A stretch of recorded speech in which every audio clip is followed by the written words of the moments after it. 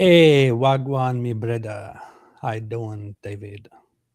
What's up? Just posting here. We're live discussing the powerful Dawa of Tucker Carlson, aka Tariq Carlson. All right, we're all set. Hello, everybody, and welcome. This is the Apostate Prophet, also known as His Most High Majestic Humbleness, AP. That's what they call me. Bar none, AP is the most humble list. Number one at the top of the humble list. Yeah. So, I know I'm kind of in a Jamaican mood today. I don't know why. I even texted David about what we're going to do in Jamaican language. And I bet he didn't understand. He thought I was just speaking Turkish or something. So, did you even notice that, David?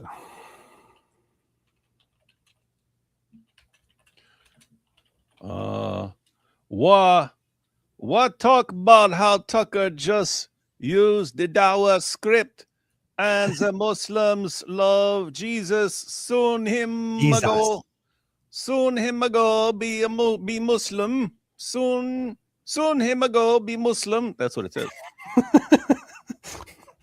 Yeah. It's cultural enrichment. I'm learning. I'm trying to learn a different language, which is patois, spelled patois. So, David, what's up, man? How you doing? Them call me David. Yeah. How you doing? What's up? Oh man, I was just What? telling IP about a little reading. Hey, Me seen reading this Bumbaclat book. hey, What? you seen this book? Hey, I have that too, man. Muslim wanna put the blood clot on this book, man. Yeah. Hey, so What? you were saying they talked in the introduction about how this influenced the Quran, Yeah. and you were right. Matter of fact, it's even like at the very what is this? At the very come on, man, where's your stuff? I don't know. I kind of why didn't I make a mark on it? Oh yeah, look, even on like the very first thing before you even get to the contents and stuff, they mention that, but then he mentions it in the introduction and so on. And I was checking around. Scholars just take this for granted, right? Like as it's obvious, right? Got that so Yeah. far? Yeah. Got that so far? Yeah. But I have to point out, you're reading the wrong one, dude. You're reading the wrong one. It's good to read this, and I've started reading it, but this is the wrong one. I know. So here's what's up, man. Here's what's up. You got the Greek Alexander romance, and there are actually three recensions of the Greek Alexander romance that differ wildly. So there's basically three versions of it. Got that? Yes. Because basically the story just keeps getting exaggerated, embellished, and people keep adding to the legend and so on. And Yes. and then you end up with it in all kinds of different languages and so on. Yes. So there's the Syriac Alexander romance. And I saw people referring to the Syriac Alexander legend, and I thought that was talking about the same thing. Wrong. They're two completely different books. Got that so far? Yeah. Okay. So there's the Syriac version of this, which is an embellished form of the Greek Alexander romance. But then there's the Syriac Alexander legend, right? Yeah. And I actually found it in a book. It's only wasn't long ago, a few years back or whatever. By a scholar, and there's this entire book, and whatever it is, 200 pages, and I'm like, you know what? I'm going to go ahead and read this. Anyway, got the book, and the actual Syriac Alexander legend's only like, I don't know, 18 or 20 pages or something like that, right? The rest of it's like discussing and essays and stuff on that. So anyway, point is, that's the relevant one. The Syriac Alexander legend, which in the book form is called Alexander, the legend, Syriac legend of Alexander's Gate or something like that, because he builds a big gate between two mountains. You've never heard this before, but anyway, in that, again, only 18 to 20 pages. I have no idea why people aren't quoting this left and right, because it absolutely obliterates no, we think it was actually Cyrus that's dual carnane. So check this out, AP. Check this out. In this book, again, only 18 to 20 pages. People are going to know. Everyone's going to know this by sometime this year. In this book, Alexander wakes up and he says, you know what? I want to find the ends of the earth. I want to know all this stuff. So I want to find the ends of the earth. So he gets up and he inquires a little bit and marches out to the ends of the earth where he reaches what's called the fetid sea, the disgusting sea. That's where the sun sets. But it's in there. It's not. It like goes through some portal or something. There's like some portal between heaven and earth and stuff like that. And that's where it goes into some weird portal, Heaven's Gate type thing, right? So anyway, but it sets in the sea. It sets in the fetid sea, and you can't go there. You'll die.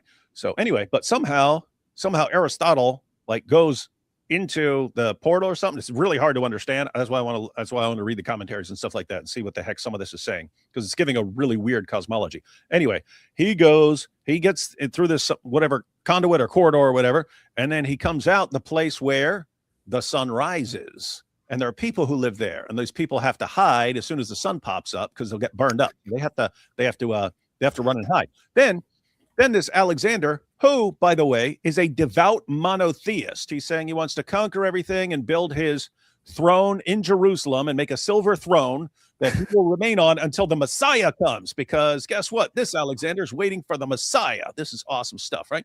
So anyway, then he gets out and then he finds out about all these barbarian hordes of Gog and Magog that everyone is terrified of, and they live beyond these two mountains. So he decides, I'm going to build this huge wall. And he had fortunately brought all these metal workers from Egypt with him.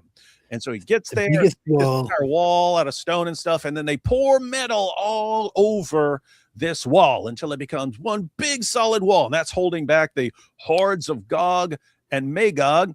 Anyway, beautiful wall. Hey, dude, this thing is awesome. So for anyone who's new here, that is what I just told you is exactly what it says in Surah 18 about Dul Karnain, which means the man of two horns. Guess what, AP? In this story, the Syriac Alexander legend, God miraculously gives Alexander two horns with which he can go out and gore people. Now, we always thought the two horns was because he's depicted with two horns, like wearing a helmet with two horns, because he became like the avatar of the Egyptian god Ammon. And so they give him this thing and he wears it with the two horns. But by the time you get to the Syriac Alexander legend, it had the legend had evolved to where he actually has horns growing out of his head that were given to him by God, so he can just run and just gore everyone all the way. So he has two actual horns. For those of you who don't know, in the Quran, the character is called Dul Karnain, which means the two-horned one, or the man of two horns, right? And AP, this story, by the way, it even clears up some of the issues in the hadith. AP, you know how we got a hadith in Sunan Abu Dawud where Muhammad asked one of his companions, hey, where's the sunset? And the sunset, and his companion says, yeah, you know best. And Muhammad says, the sun sets in a pool. Mm-hmm.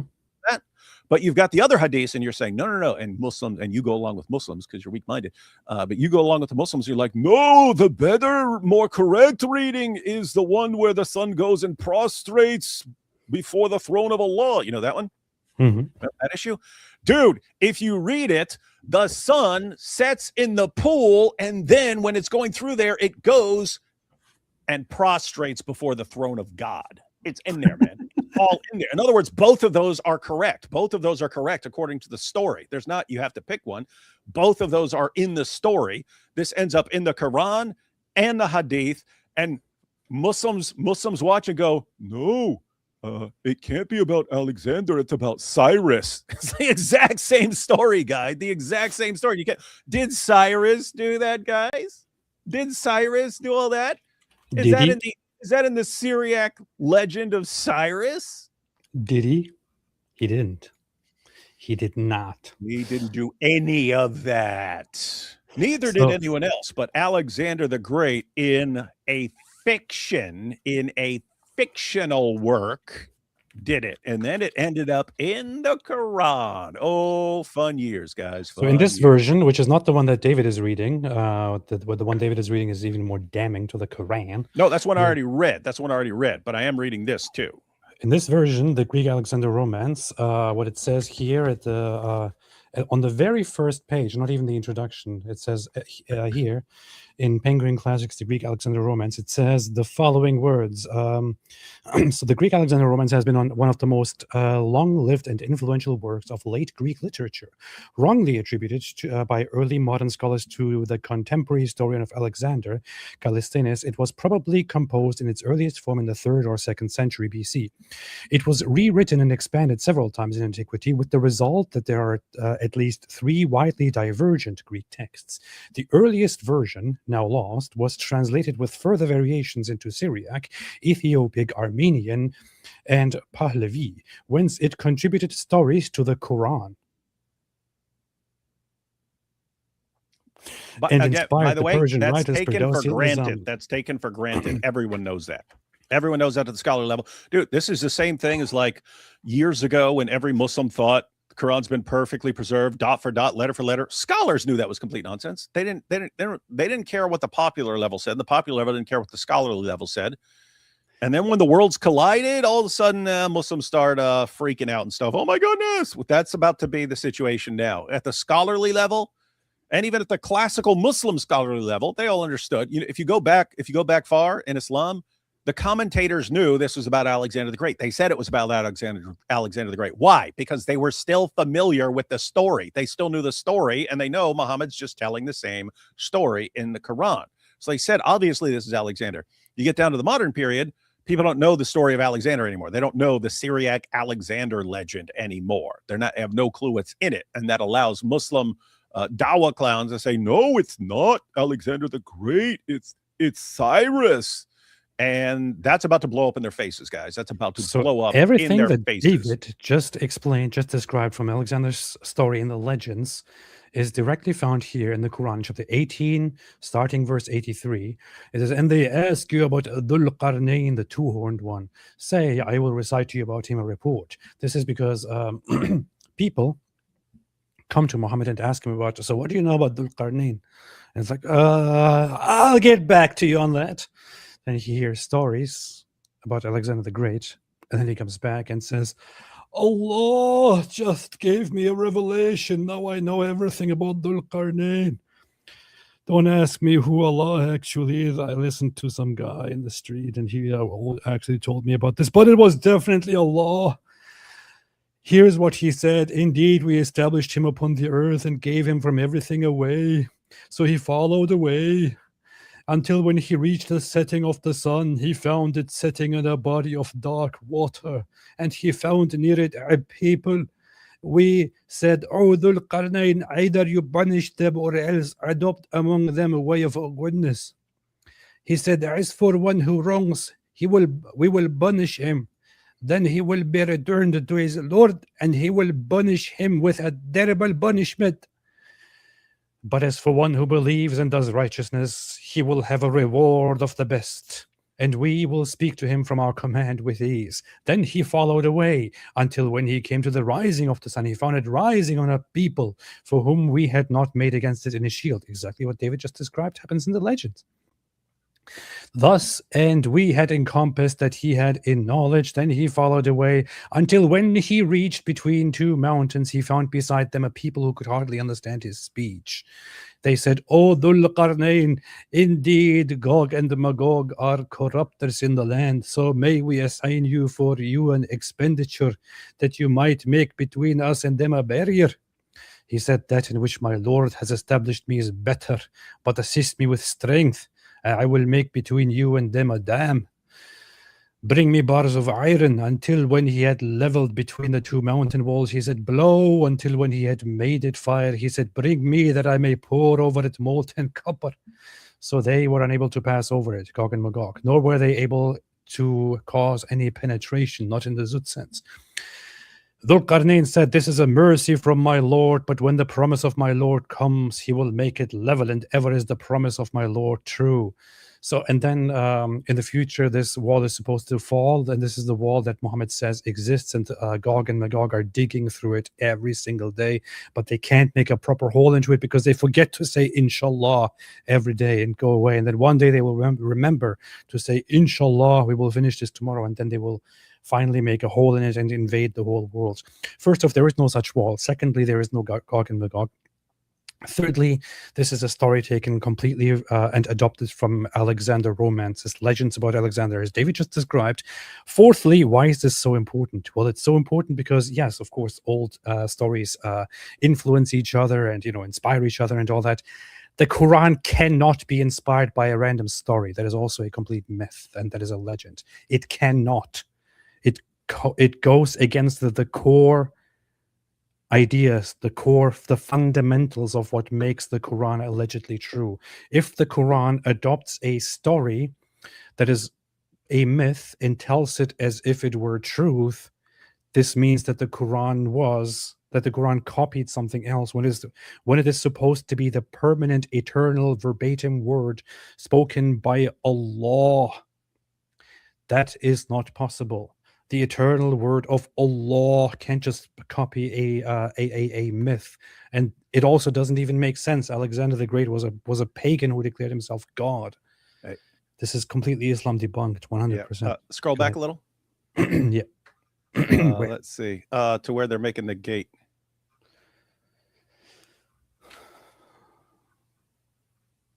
Bring me right there. Bring me bars of iron. Until when he had leveled them between two mountain walls, he said, blow with bellows. Until when he had made it like fire, he said, bring me that I may pour over it molten copper. Got that? Yeah. Got that so far? Yeah. When Alexander heard, this is from the Syriac Alexander legend, guys. When Alexander heard what the old men said, he wondered very much at the great sea that surrounds the entire creation. He asked his troops, do you wish that we make something wonderful in this land? They answered, as your majesty commends. The king said, let us build a gate of bronze and block up this breach. His troops said, we will do as your majesty commands. And Alexander commanded to bring 3,000 blacksmiths able to work iron and 3,000 men able to work bronze. They molded bronze and iron like a man who works the clay. It even says the metals. Here they say copper and iron. Here they say bronze and iron. Dude, they're even getting the metals the same. But no, it's not the same story. No, it's not about Alexander the Great. No, the Quran did not steal this. Guys, this is so many problems.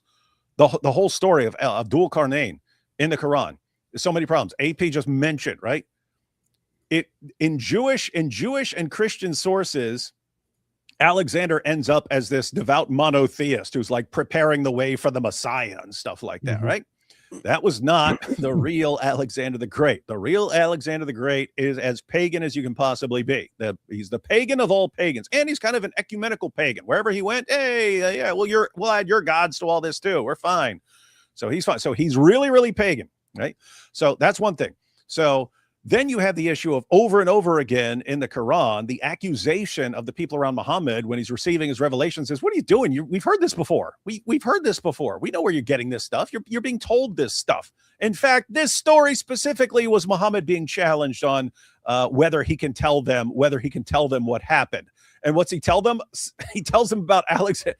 They asked him about Dhul Qarnayn, Alexander the Great, and he tells the story from the Alexander legend, not the real story of Alexander the Great, right? But he got that from the angel Gabriel, guys. So the same source of Muhammad, all Muhammad's revelations, the angel Gabriel, same angel Gabriel who thinks that the Syriac Alexander legend is the authentic story about Alexander the Great, the devout monotheist. So you've got It's already understood. People call Muhammad the ear. They think they think people telling him everything and he just tells the stories and then passes them off as revelations. This is exhibit A because it's all over the place, but this is exhibit A right here.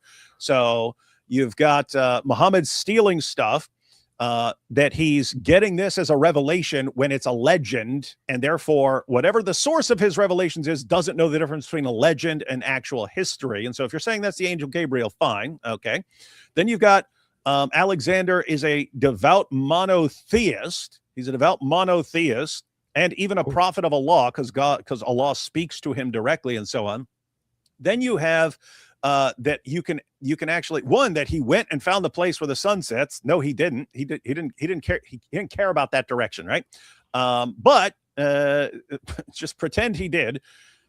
He got to the place where the sun set. Okay, that's wrong. The sun sets in this muddy pool. No, it doesn't. This unpassable pool. There is no such pool.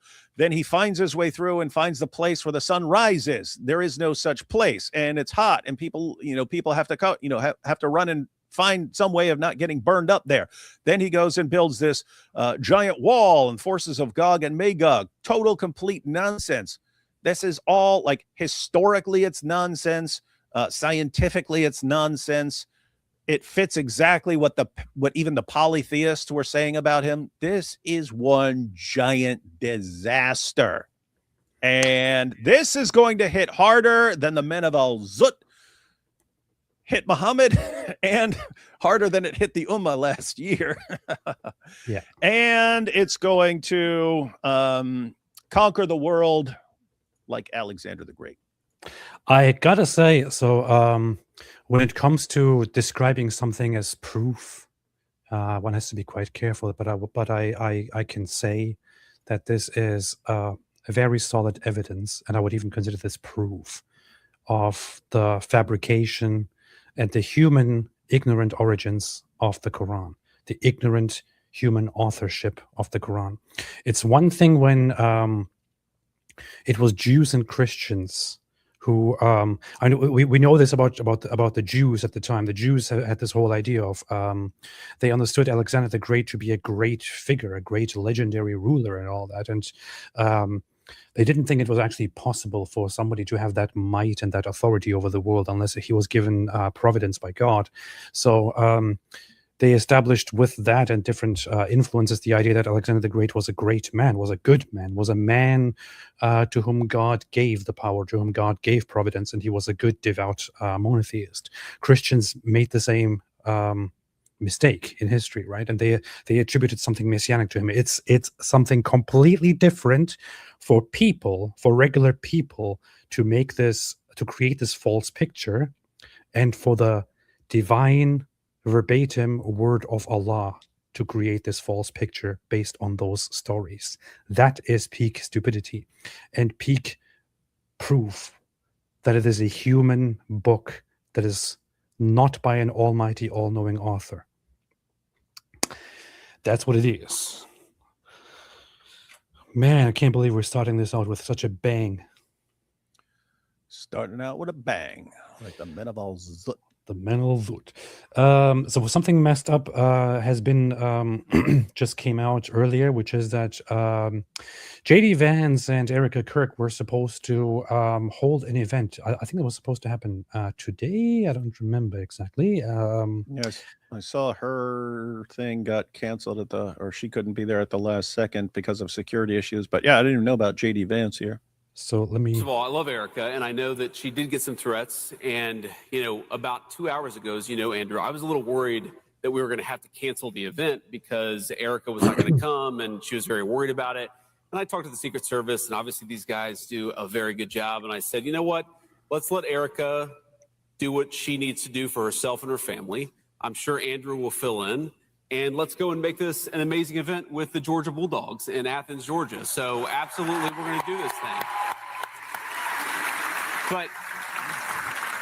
But look, I mean, in so many ways, when did Charlie die? It was mid-September, I believe. September 10th. And in the past, that's right, it was the day right before September 11th.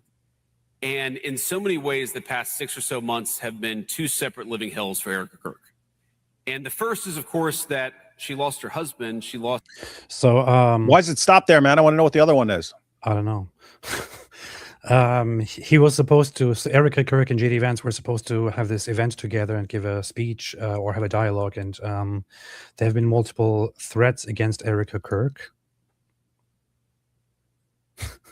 Security threats, death threats against Erica Kirk, and confirmed by JD Vance and the Secret Service, which is pretty messed up. One wonders who is behind those threats. And at this point, it is, despite the fact that it was some sick, furry-loving lunatic, trans furry loving lunatic who killed Charlie, who murdered Charlie. At this point, it's much more believable that the current threats against Erica Kirk are sent by people by people who are fans of Candace Owens. Probably, we don't know. Did you see those? Did you see all those extra text messages that got released? No, you mean from Tyler Robinson, man? Oh yeah, no, I know that. I've seen those. Yeah. So people are actually threatening Erica Kirk. This insanity has gone so far that that there are actually people out there who threaten Erica Kirk's life. When she has, I don't care what how anybody feels about Charlie's murder, how anybody feels about how things. Wait, you don't care? You don't care what people think about Charlie's murder? She is the one who has suffered the most and who has the most pain as a result of this, and all those who pretend to care and who attack her and slander her are just engaged in evil. It is just completely evil, and none of those people actually care about. None of these people matter to anything at all. If you care a little bit about Charlie and his legacy, the one person you should respect is the one that he loved with all his heart so much, and people actually allow her to be subjected to this mistreatment. I shouldn't say what I wish upon them. Yeah, dude. I mean, if you go online, anytime anyone mentions Erica Kirk, she was basically sent in to spy on and control Charlie Kirk and duped him, and she was involved in the plot to kill him so that she could take over, and therefore her child's sex trafficking rings will not be interrupted by Charlie finding out, and so on. And so, yeah, she's a massive, she plotted to have him killed, and she's leading a sex trafficking ring and worked for Epstein. And that's the impression you get online. I can verify because people actually believe it. They actually think that all of this is true, that it actually has been proven, and people just don't want to see it. I get these comments all the time. It's like I say something about Charlie and Erica Kirk on Twitter, and it's like, wow, I can't believe you're so brainwashed. I thought you were smarter. I can't believe you're buying the government psyop but not realizing that she's evil. And are you people retarded? It's like those people who have for the longest time shouted psyop, psyop, psyop are the ones who fall for the easiest manipulation tactics by these evil people who attack Erica Kirk and make up lies about her. It's so incredible, man. Really, really, really, really incredible. Frank Turek said something very nice when I talked to him, and he also said it in his speech, but he brought this up when I went to meet him actually first. He said, "Hey, I just looked this up. I just read about this, and I want to talk about it." So I think he brought this up here as well, just for her own benefit. But there's just no evidence for it. And just to go back to the Old Testament for a minute, in the Old Testament theocracy of ancient Israel, there were two things that relate to this particular issue. One is Exodus 22:22. Says that if you abuse a widow or the fatherless, it says that God says, I will hunt you down and kill you with the sword. Okay. And Deuteronomy 19 says, if you accuse someone of a crime falsely and you're found out, you get the penalty of that crime. So if you accuse somebody of murder falsely, and then you're found out to make the false accusation, you get executed. Can you imagine what would happen to conspiracy theories if we had those laws in America? Right? You bet. So, some nice words for people who actually who don't seem to care about the Bible at all. But anyway, let me take a few super chats. Frank Turek is based, by the way, very, very based. Check out his channel, Cross Examined, where he does fantastic work. I still find it kind of weird that I am now friends with Frank Turek, when back I was an atheist. I was like, Frank Turek. I want to debate this guy so I can destroy and humiliate him. Now it's, hey, Frank, let's chat, man. And now I have a lot of respect for him. And he's like, "Hey, AP, come hang out, man. Come hang out in Utah." I mean, I actually, I went to his event, and I was like, he was like, "Hey, come, let's do something. You can talk." And I'm like, "No, I'm just there to listen, man." And I just sat there like a student in the front row, and I took notes as he was giving a speech. And I told him after his speech my thoughts. He asked me about what I thought, and I told him a bunch of things, and asked him further questions. I basically treated him like a teacher, like a mentor, because that's how I see him now. It is kind of funny how your perspective and your beliefs change you bigly. But yeah, I have a lot of respect for that guy, and I would sometimes like to consider him as some kind of mentor, unlike David. Momo Rider of Zoot says, "I love Tucker. Zoot Zoot." Paul, check Shapiro's response on X and TCN response to Ben. I saw that earlier. I shall check it out. Ben Shapiro. Ben Shapiro. Ben Shapiro. I think I saw that. So They just memed at each other. That's what you mean, right? yeah, and then they made fun of him for low ratings. I don't know what his ratings are, but that's what they made fun of him for. So They said low IQ, and they said low ratings. That is pretty good burn. it's a good comeback. Assuming he has low ratings, I don't know. It is a good comeback. I think his ratings have been kind of much lower than they were in the past. And they put eyebrows on his shirt and on his head. And yeah, that's fine. I mean, despite Tucker Carlson being a complete dummy, not a bad comeback, I must say. Well, I'm sure that didn't come from Tucker, man. Yeah, definitely. Yeah, it's from Tucker. Tucker doesn't have good comebacks. He would just go. Don't call it a comeback. What? Why? What? You don't even know the song, man. Don't call it a comeback. I've been here for years. I see. LL Cool J, man. What the heck? Before know. you're born, but you're supposed to listen to this stuff on YouTube or whatever stupid. Luke Blaze says, based Lutherans, Christianity is based. It is based indeed. Based Baptist, Christianity is based all the time. Cool, but that is how people respond. Yeah. Rail Nomadicus, I have heard of time dilation and the atomic clock slowing down, but I didn't know it was this bad. Talking about you being late. I gather that. Nick Six says, AP, what team are you supporting in the World Cup? This is a good question. I've been so busy with stuff that I haven't actually followed, but I haven't actually followed the situation right now. Have the groups been all but determined? I don't even.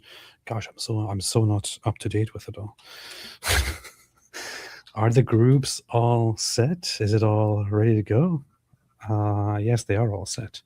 Definitely not Turkey. I can tell you that. When's the first game? In a few months? I don't know. I mean, my heart goes to Germany. Germany, but also, of course, the place that I now call my home and my nation, which is the United States of America. I have 3 teams to support, man. My heart is with 3 countries here, with 3 nations. If either of them gets far, I will be happy with it. That's America, Germany, and England. I support all of those. It would be funny if the 3 will be in the top 4 and one kicks the other out, and the 2 remaining are in the finals. That would be fantastic. I don't know. I really don't know who I'm supposed to root for, but I'll root for every game. I'll root for Germany in every Germany game, root for England in every England game, and root for America in every America game. Although America is, I support America. Heretics, as Ben Shapiro mentioned what Tucker said about Muslims loving Jesus, could you possibly reach out to him or that David would? With Charlie gone, we lost our biggest voice, and Ben isn't as knowledgeable of this stuff as you are. I haven't actually thought about this before, but I don't reach out to people. People reach out to me. I would happily reach out to people, and it would be quite easy to reach out to Ben Shapiro now. I didn't think about doing it before, but now, yeah. You got tickets? You must be nice. Must be nice. How much did it cost? $5,000.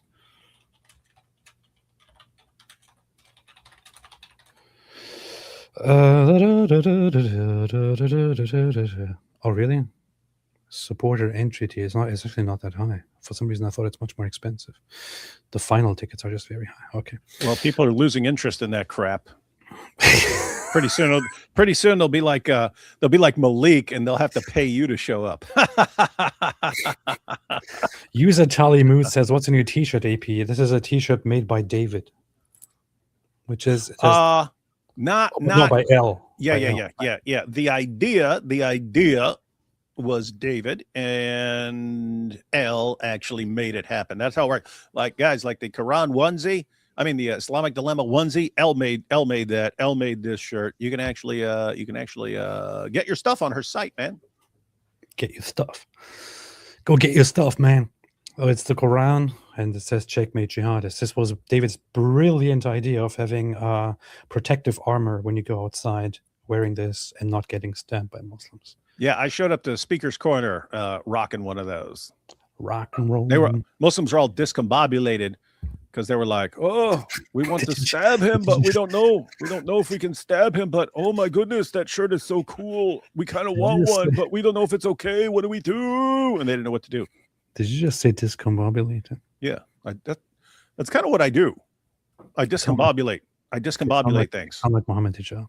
I discombobulate, and I yeah. Now, if Hijab did it, you'd know that he just like looked up a word and stuff to sound smart. Me, I've been saying discombobulate for years. I consider it my mission. You've been discombobulated. Catholic s'mores. Isa looks blocked. Joe Lever says, had an argument with a muzzy on FB. How can we know that it's a muzzle? Muzzle on FB. He debated a muzzle on Facebook. How do you debate muzzles? I don't know. How can we know that Matthew, Paul, Luke, and John are reliable? Who recorded their deaths? What families did they have? So I replied, I'm not going to entertain him like Mo entertained his Zut. That's one way to respond. But what's a better way to respond, David? Go ahead. Yeah, so you can actually look up early church history and how there's a reason these became the books, right? The early church picked what came from the trustworthy people. As far as Paul, some of like the pastoral epistles and stuff, those are disputed by scholars. There are 7 letters that no one disputes about Paul. So we know we have authentic material from Paul and so on. But anyway, so you can go in that route and look this stuff up, but much easier if you're talking to Muslims. They're used to attacking and then forcing people to figure out how to defend, instead of flipping that back on them and make them start defending some things. Because keep in mind, their real objections to Matthew, Mark, Luke, John, the real objections are not, we've done the historical research and determined that this material is not historically reliable. The real reason is this contradicts what's in the Quran. Therefore, we just attack it. We just attack it. So what you do is you use the Islamic dilemma. Look up the Islamic dilemma. Say, your God affirms the inspiration, the preservation, and the authority of our scriptures. What are our scriptures? Oh, it's not Matthew. Okay, then what is it? Allah says we have it, and he commands us to judge by it. If it's not what we have, which he says it's what we have, what is it then? So, and you can bring up passages there, but even on the Apostle Paul, in Surah 61, verse 14, Allah says he aided the true followers of Jesus until they became uppermost. Okay, guess what? You can look around. What version of Jesus followers actually became uppermost? That's the one that has Allah's stamp of approval. And guess what? Those Christians believed in Matthew, Mark, Luke, John, and Paul. That's why early Muslim commentators, they treated Paul as an authoritative source. They treated him as reliable. Why? Because if you treat him as unreliable, you'd be saying that Allah helped the wrong people, and they couldn't get their minds around that. Later Muslims needed someone to blame, so they blamed when they realized that the gospel doesn't line up with what Muhammad said, so now they blame Paul, because there's no one else they could find to blame. This is why I think this is where the Orthodox and Catholic Christians have the best point and approach when it comes to the authenticity and the authority of the early biblical texts of the Gospels and the epistles, and very, very much in consistency with their positions on the authority of the Scripture and the early church, which is, I know I rarely say very nice things about apostolic Christian churches, despite claiming to be part of them. So I just wanted to say that for a moment.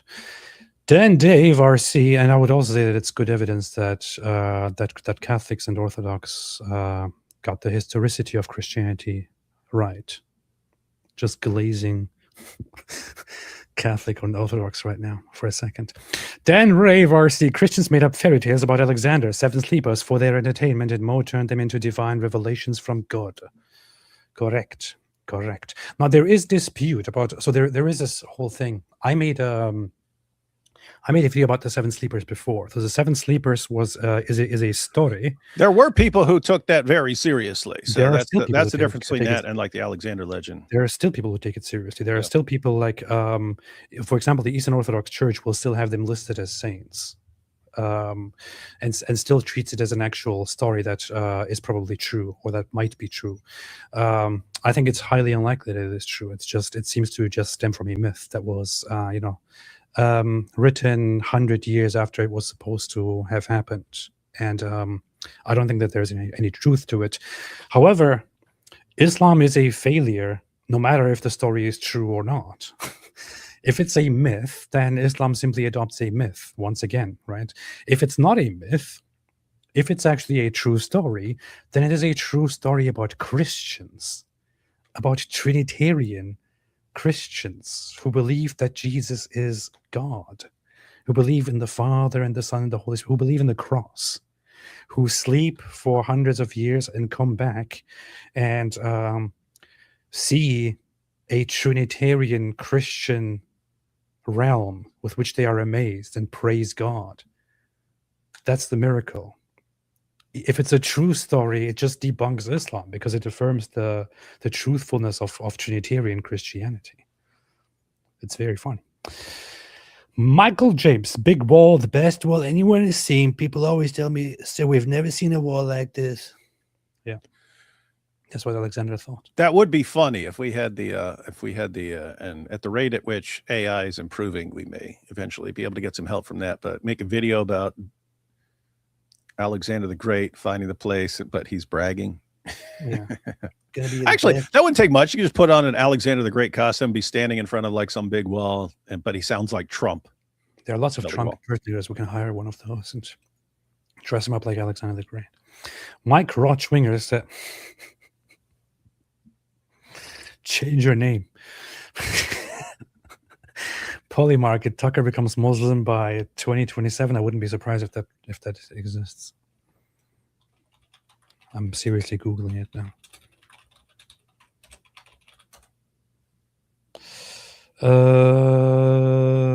Polymarket on Tucker reverting to Islam close of 2026. No, somebody just made a joke about it. I don't see it happening yet. Maybe sometime in the future. Dan Rave RC, Muslims claim Dhul Qarnayn is Cyrus when even Cyrus was a polytheist, as per Cyrus Cylinder, where he clearly mentions worshipping agriculture god Marduk. The whole issue of Cyrus the Great is a little bit more complicated.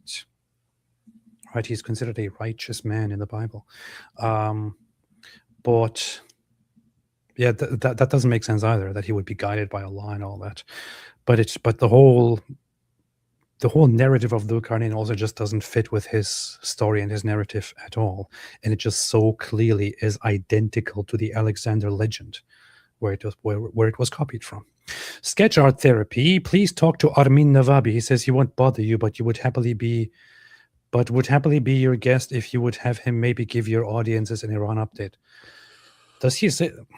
Is he saying he doesn't want to bother us? Hey, guys, send him the timestamp for right now. Armin and Goldie can join us anytime, either channel. We would be happy to join them on their channel, and we would look forward to it because they're the best sources of information on what's really going on with the people in Iran and stuff like that. So yeah, happy anytime. I love the way. I mean, as soon as I see this, as soon as I read this, it's like, okay, that sounds exactly like Armin. He always has this personality and this humility about him. He's like, oh, I don't want to bother you, but which is very, very interesting. I wouldn't be like that at all. I'd be like, hey, why are you not inviting me on? What's wrong with you? Are you sick? Yes. We will never talk to you again, and we will destroy your entire live stream. We will destroy your channel. That's totally like Armin, but I would love to have him on. I'll message him in a little bit, actually. Would love to have him on to talk more. I actually told him just recently that he is invited to come back and talk on my channel about this whole stuff. Then Rafe, I went to Islamic TikToker ladies Itachi Kora live stream who said that Dhul Qarnayn is a black man and there is no need to identify Dhul Qarnayn. LOL, a black man. Dhul Qarnayn is a black man. He was Macedonian. You saying Macedonians are black? Why do Muslim women think about black men all the time?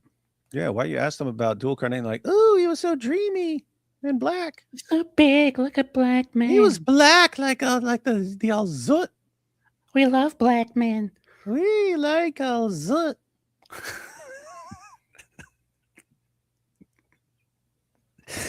John McRae.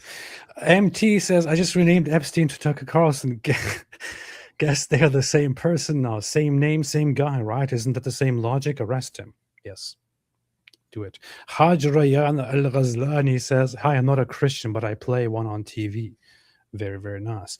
This reminds me, just recently a film came out, and I actually thought of making it a Ryan Gosling.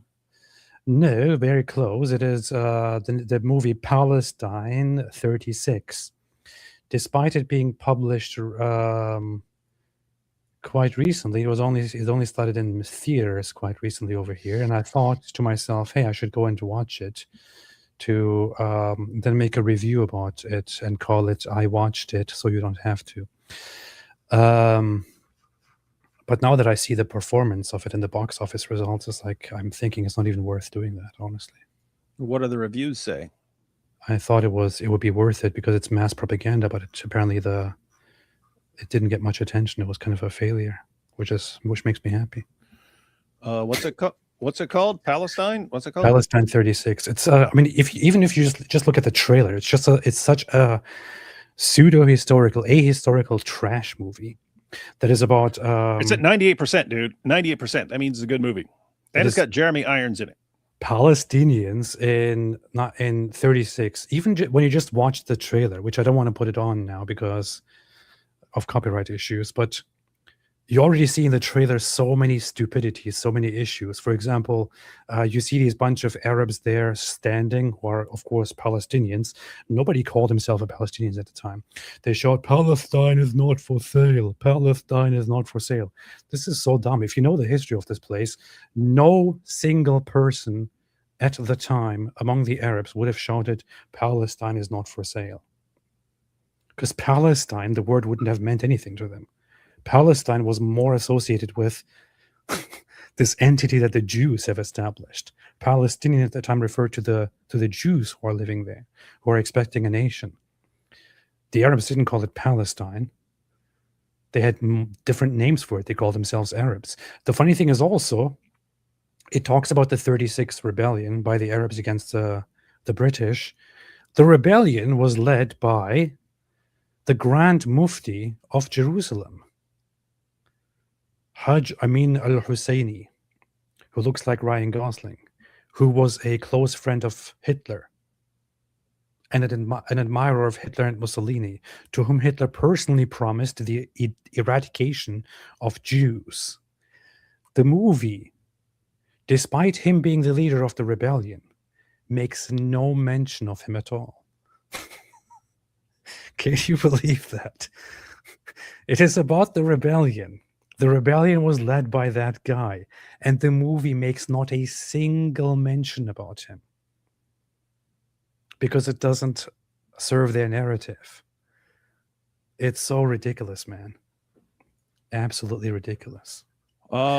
Where's They this also movie? don't. They also don't mention the fact that the vast or the majority of attacks by the Arabs during this rebellion was targeting Jews.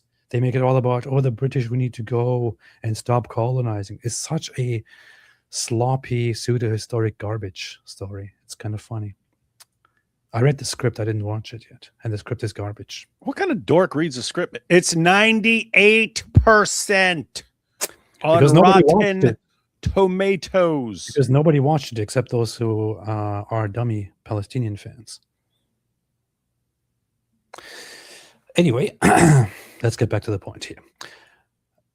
The Scorpion King says Alexander did his last campaign in India. No one has ever found a place where the sun sets and there is no Gog and Magog there. LOL. Ridiculous. You're saying the Quran is wrong?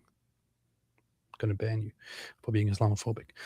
Millennial Falcon, Tucker is hoping for an Al-Zutten.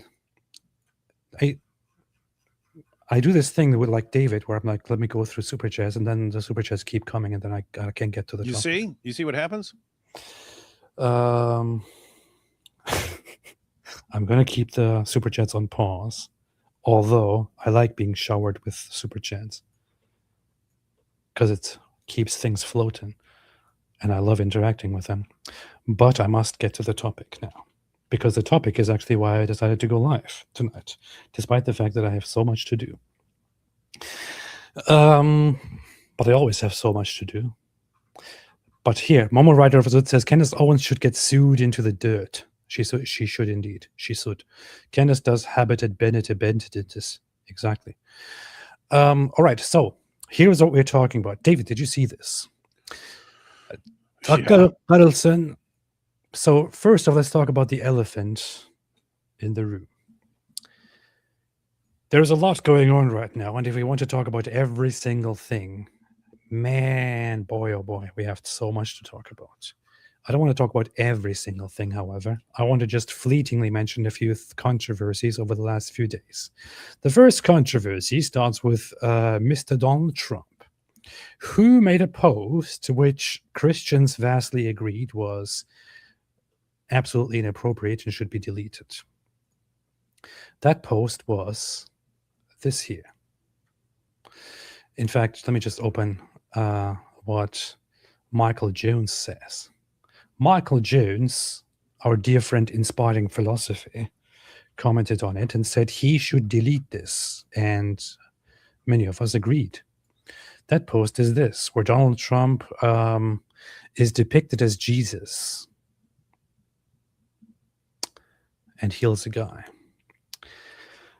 David, as a Christian, do you think this is appropriate to do? Why are you defending this, David?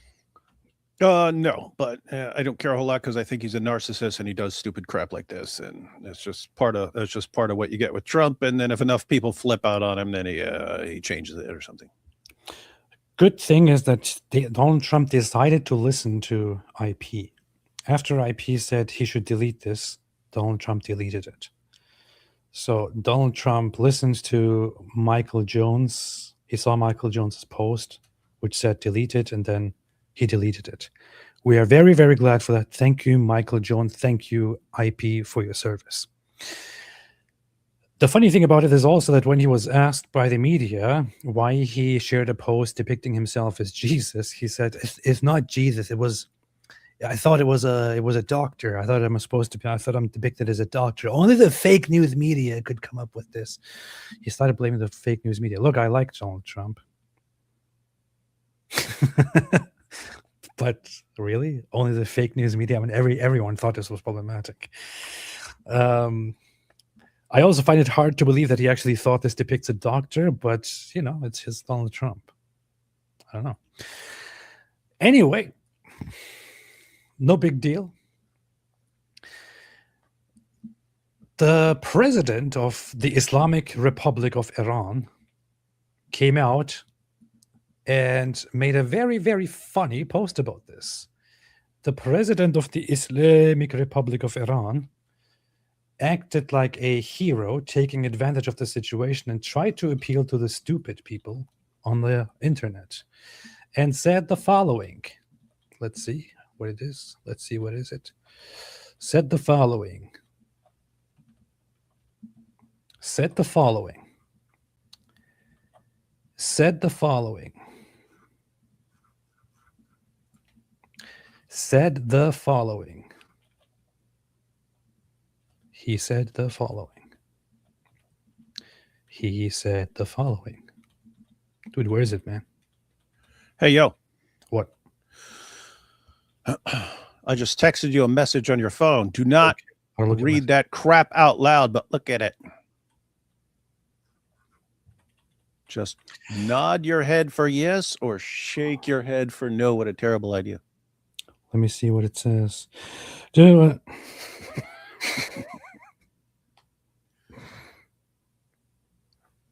That sounds good, right? That'll be funny. Good idea. Yeah, it is. I'm It's a good. pretty good idea. It's I a like it. pretty good idea. So anyway, the president of Iran was like, hey, as Muslims, we are very offended by Donald Trump depicting himself as Jesus, and we find it very, very insulting because we respect Christianity, we respect Jesus. No, not Christianity. We respect Jesus, and we We love stand with His Jesus. Holiness the Pope. After Donald Trump had a fight with the Pope online, which is also a very interesting issue. Anybody who follows this channel and who has heard my perspective and my critiques and my commentary on these things knows that I'm not a big Trump loyalist, right? That I can speak very harshly about Trump, even when the majority of people who support me are upset about it. It's just what I do, especially then. However, I did not think for a second that there was anything wrong with Donald Trump calling out and criticizing the Pope. The Pope made remarks about how we are obsessed with war and we should not be obsessed with war and we should make peace and all that. And just did this whole let's just all have peace and eat cake together kind of comment that you normally hear from 17-year-old leftists at school. And that's generally the commentary that the Pope made about war, and it's just ridiculous. In the real world, things don't work that way. If the West stops fighting a war against the Islamic regime of Iran, the Islamic regime of Iran will not be like, oh, they don't want war, then we just want peace. Let's just all make peace. They want war, which is why we are at war. And the Pope also has been cozying up to Islam very, very much, which is very unsurprising. I mean, I always say how much I respect the Roman Catholic Church and Roman Catholics, but just the developments over these last few days have really dragged down my sentiments about the center of the Catholic Church, honestly. And I don't think there's anything wrong with criticizing the Pope on political or socio-political matters. There's nothing wrong with that. Even I'm not saying this as a non-Catholic or from a Protestant or Orthodox perspective. Even in the Catholic Church, there is nothing wrong with calling out and harshly criticizing the Pope. People are completely outraged for no reason at all because Donald Trump criticized the Pope. The Islamic regime of Iran president made this post in which he acted as if they're totally on the side of Jesus and of the Pope and all that, which was completely stupid. Because in the Islamic regime of Iran, it is not allowed to convert to Christianity from Islam. Okay, here it is. Here it is. Let's look at that. Here it is. So Masoud Pezeshkian, the president of Islamic regime, says, Your Excellency Pope Leo, on behalf of the great nation of Iran, you don't speak on the behalf of the great nation of Iran, you speak on the behalf of the occupiers of Iran. I condemn the insult to Your Excellency and declare that the desecration of Jesus, peace be upon him, the prophet of peace and brotherhood, is unacceptable to any free person. I wish glory for you from Allah. It's kind of funny how they phrase it all the time. How about some praises for Christianity and the cross? He wouldn't do that because it would be blasphemy in his country.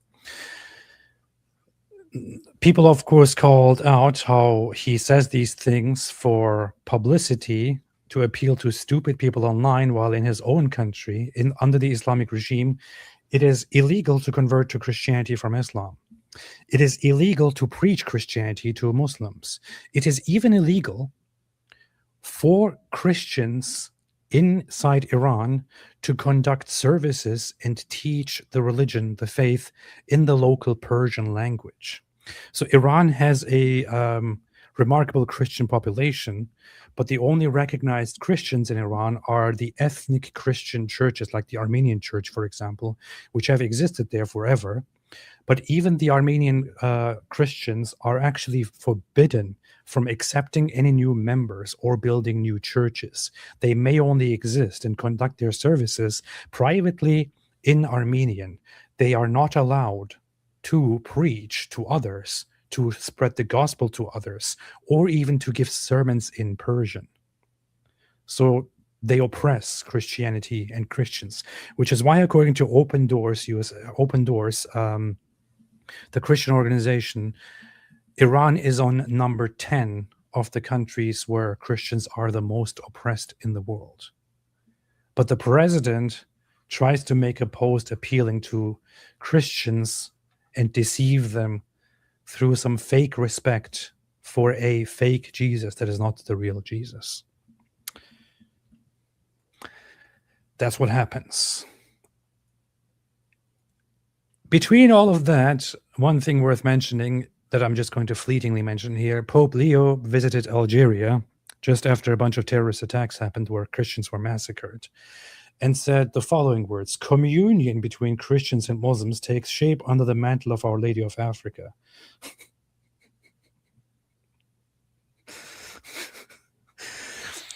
Here in Algeria, the maternal love of Lala Maryam gathers everyone as children within our rich diversity and our shared aspiration for I don't really care about the rest. I mean, just the wording here. Communion between Christians and Muslims.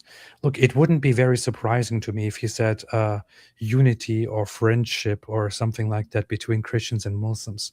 But the choice of words here is incredible to me, man. Am I the only one who thinks that this is a very problematic choice of words? Communion between Christians and Muslims? Yeah, that's weird. And you chose and this. As they meet, and as Christians and Muslims get together and meet to have communion with the body and blood of Jesus Christ at the Last Supper. It's like, what the heck are you talking about, man? There are two layers to this, which is that communion is the most sacred. Like tiramisu. Yeah. Communion is the most sacred bond in Christianity that is considered even more so among Catholics and also Orthodox. It is considered even more so sanctified and important and holy. And he uses that word to describe a union between Christians and Muslims. When communion is, you have communion with Christ and God, with fellow Christians, where you participate in the sacraments. And the Catholics don't even have communion with the Orthodox, let alone the Protestants. And the Pope says that he looks forward to restoring communion with the Orthodox Church and with Christians in general. But apparently he is already in communion with the Muslims. Now, of course, you could say, hey, don't take it too literally. It might be the word, but still, he doesn't refer to sacred communion. Okay, I get it. It's just a word. But, there's a Bible reference, isn't there? Something about communion with disbelievers. What is that again? Something about not being in communion with... What fellowship is there? Yeah. And he just directly creates this picture of Christians and Muslims being in communion together. If this came from dummy liberals somewhere, I would think, okay, you guys just have no idea what you're talking about. You are all dumb and retarded. But this comes from the religious leader of the largest Catholic group or the largest Christian group in the world. He wants to lead people toward having a unity with Muslims. What the hell? Muslims want to subjugate you. Islam believes in subjugating you. Of course, we can say, but not all Muslims. Well, not all Catholics go to church. Not all Catholics go to, take communion. Not all Catholics go to confession. Religious, devout Catholics do. Just like that, religious and devout Muslims also believe in your subjugation and your eventual conversion, in your forced mistreatment. And for this stuff like this is just what I have such a huge problem with. It's like your religious leader, your guide, tells you should be in communion with the Muslims. I really do not know how I would feel at this moment. I would feel very disappointed and crushed if I was a Catholic and I saw the Pope saying this. That's why Robert Spencer left the Catholic Church. It's incredible, man. He said, okay, you can make mistakes here or there, but how is it possible that the authority on all these matters and matters of truth and stuff that I'm supposed to go with is hell-bent on destroying me every time I try to expose Islam? The responses from Catholics that I've seen in response to this are just very not satisfying at all. Hey, check out the community notes, man. What are they? They should be funny. Algerian law strictly regulates the practice of religions other than Islam, especially Ordinance 603 and subsequent decrees. A 2007 commission that is supposed to authorize new churches has never actually met. It is forbidden to convert a Muslim to Christianity by law. And apparently, according to the Pope, Muslims and Christians have communion here in this country. Yep, they all meet together. Algeria is another Muslim country where it is illegal for you to preach the gospel to Muslims. And the Pope is like, oh, we are in communion with the Muslims here. They love us. They don't love you, man. Penalties, 2 to 5 years. They don't love you. And big fines. To be fair, he did mention in the speech that 19 martyrs were killed here and we honor them and all that. However, what does it matter? He still goes on to talk about a communion between Muslims and Christians. Anyway, enough talking trash about the Pope. What's wrong with you, man? Stop attacking Catholics. In response to all of this, Tucker Carlson's network, which is now run by the Islamic regime and Qatar, made the following post. You have a good point, Black Angel. Orthodox patriarchs say the same stuff. You make a good point. That's called whataboutism. We're talking about the Pope, and you see Black Angel, but what about Orthodox patriarchs? They're all the same. Well, then you guys all got to become Protestants then. Thank you. Well, I mean, you did bring up Robert Spencer, and Robert Spencer, switched from Catholic to Orthodox, for example. But now you have Orthodox. Apparently, it's just not as hostile. I mean, they really, really, like, the Catholic Church, at least wherever he was going, really had a problem with him talking about Islam. No, so what do you think? What do you think about that, Black Angel? The Orthodox don't have Support that much of a love for Islam and all that. However, did I talk about this before? I one day want to sit down and make a whole video monologue about this. I still feel I still think it is difficult for me to talk about it, but I am a little bit disappointed with my journey in the Orthodox Church. Due to the fact that, and I do not attribute this to the shortcomings or failures of the Orthodox Church, but rather to the shortcomings and failures of people within churches, which is why the other day just wanted to so badly post, may God protect us from the misguided popes and patriarchs and priests and pastors and all that. But I myself was basically told as I was going into the Orthodox Church, which I always assumed to be the very based church, that I should probably stop, at least for a while, being so hostile in my activism against others and against Islam and all that.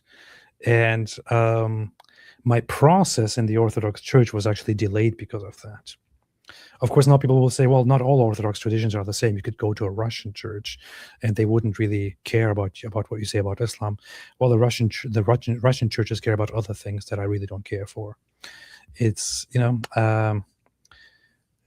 and then you think, well, where is a proper environment where people don't care about any of this? And then you find yourself in some football or in some gym hall that is also called a church that David goes to, for example.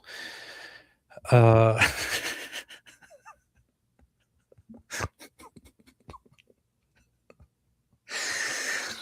might just end up there. I don't know. AP knows Islam wants to unalive everyone. That's true. Don't be sad, AP. We love you. I love you too. All right. So, Tucker Carlson posted the following. The people in charge don't want you to know this, but Muslims love Jesus. David, I've heard about this. I've heard this phrase so many times. Yeah, where do we always hear that? And From is it from conservatives? Where is it from? Dawa clowns. I don't think I've ever heard it actually spoken by some supposedly conservative Christian guy. This is a first. The people in charge, who is in charge, don't want you to know this. Why don't they want you to know this? How do they prevent you from knowing this? But Muslims love Jesus. Dang, there's so much to unpack here. Yeah, dude, like, okay, people in charge. So, so like Trump, is Trump like, what are we gonna do? We gotta keep the people from knowing that Muslims love Jesus. If everyone finds out how Muslims love Jesus, oh my goodness, I won't be president anymore. Really? It's so dumb. It's so dumb. And Muslims love Jesus. Muslims love Jesus. I could say I love Muhammad. I totally love Muhammad. Not the way he's depicted in the Quran, of course. I love the real Muhammad. Yeah, it's a big lie. The Quran's a big lie. That was all corrupted by his later followers. The real Muhammad, boy, he agreed with everything we say on every issue. He was, yep. And so we love him. We love him because he agreed with us on everything.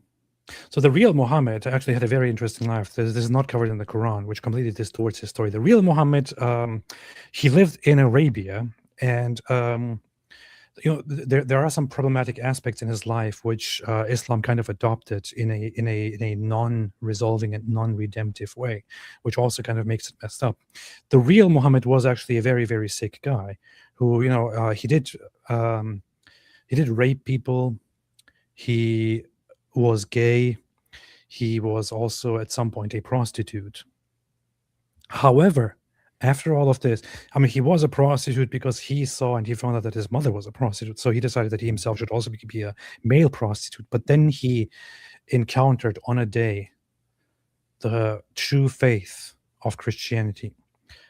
And he inquired on the cross. He thought about it. And it was revealed to him that Jesus is God, that Christianity is true, that the gospel message is the truth.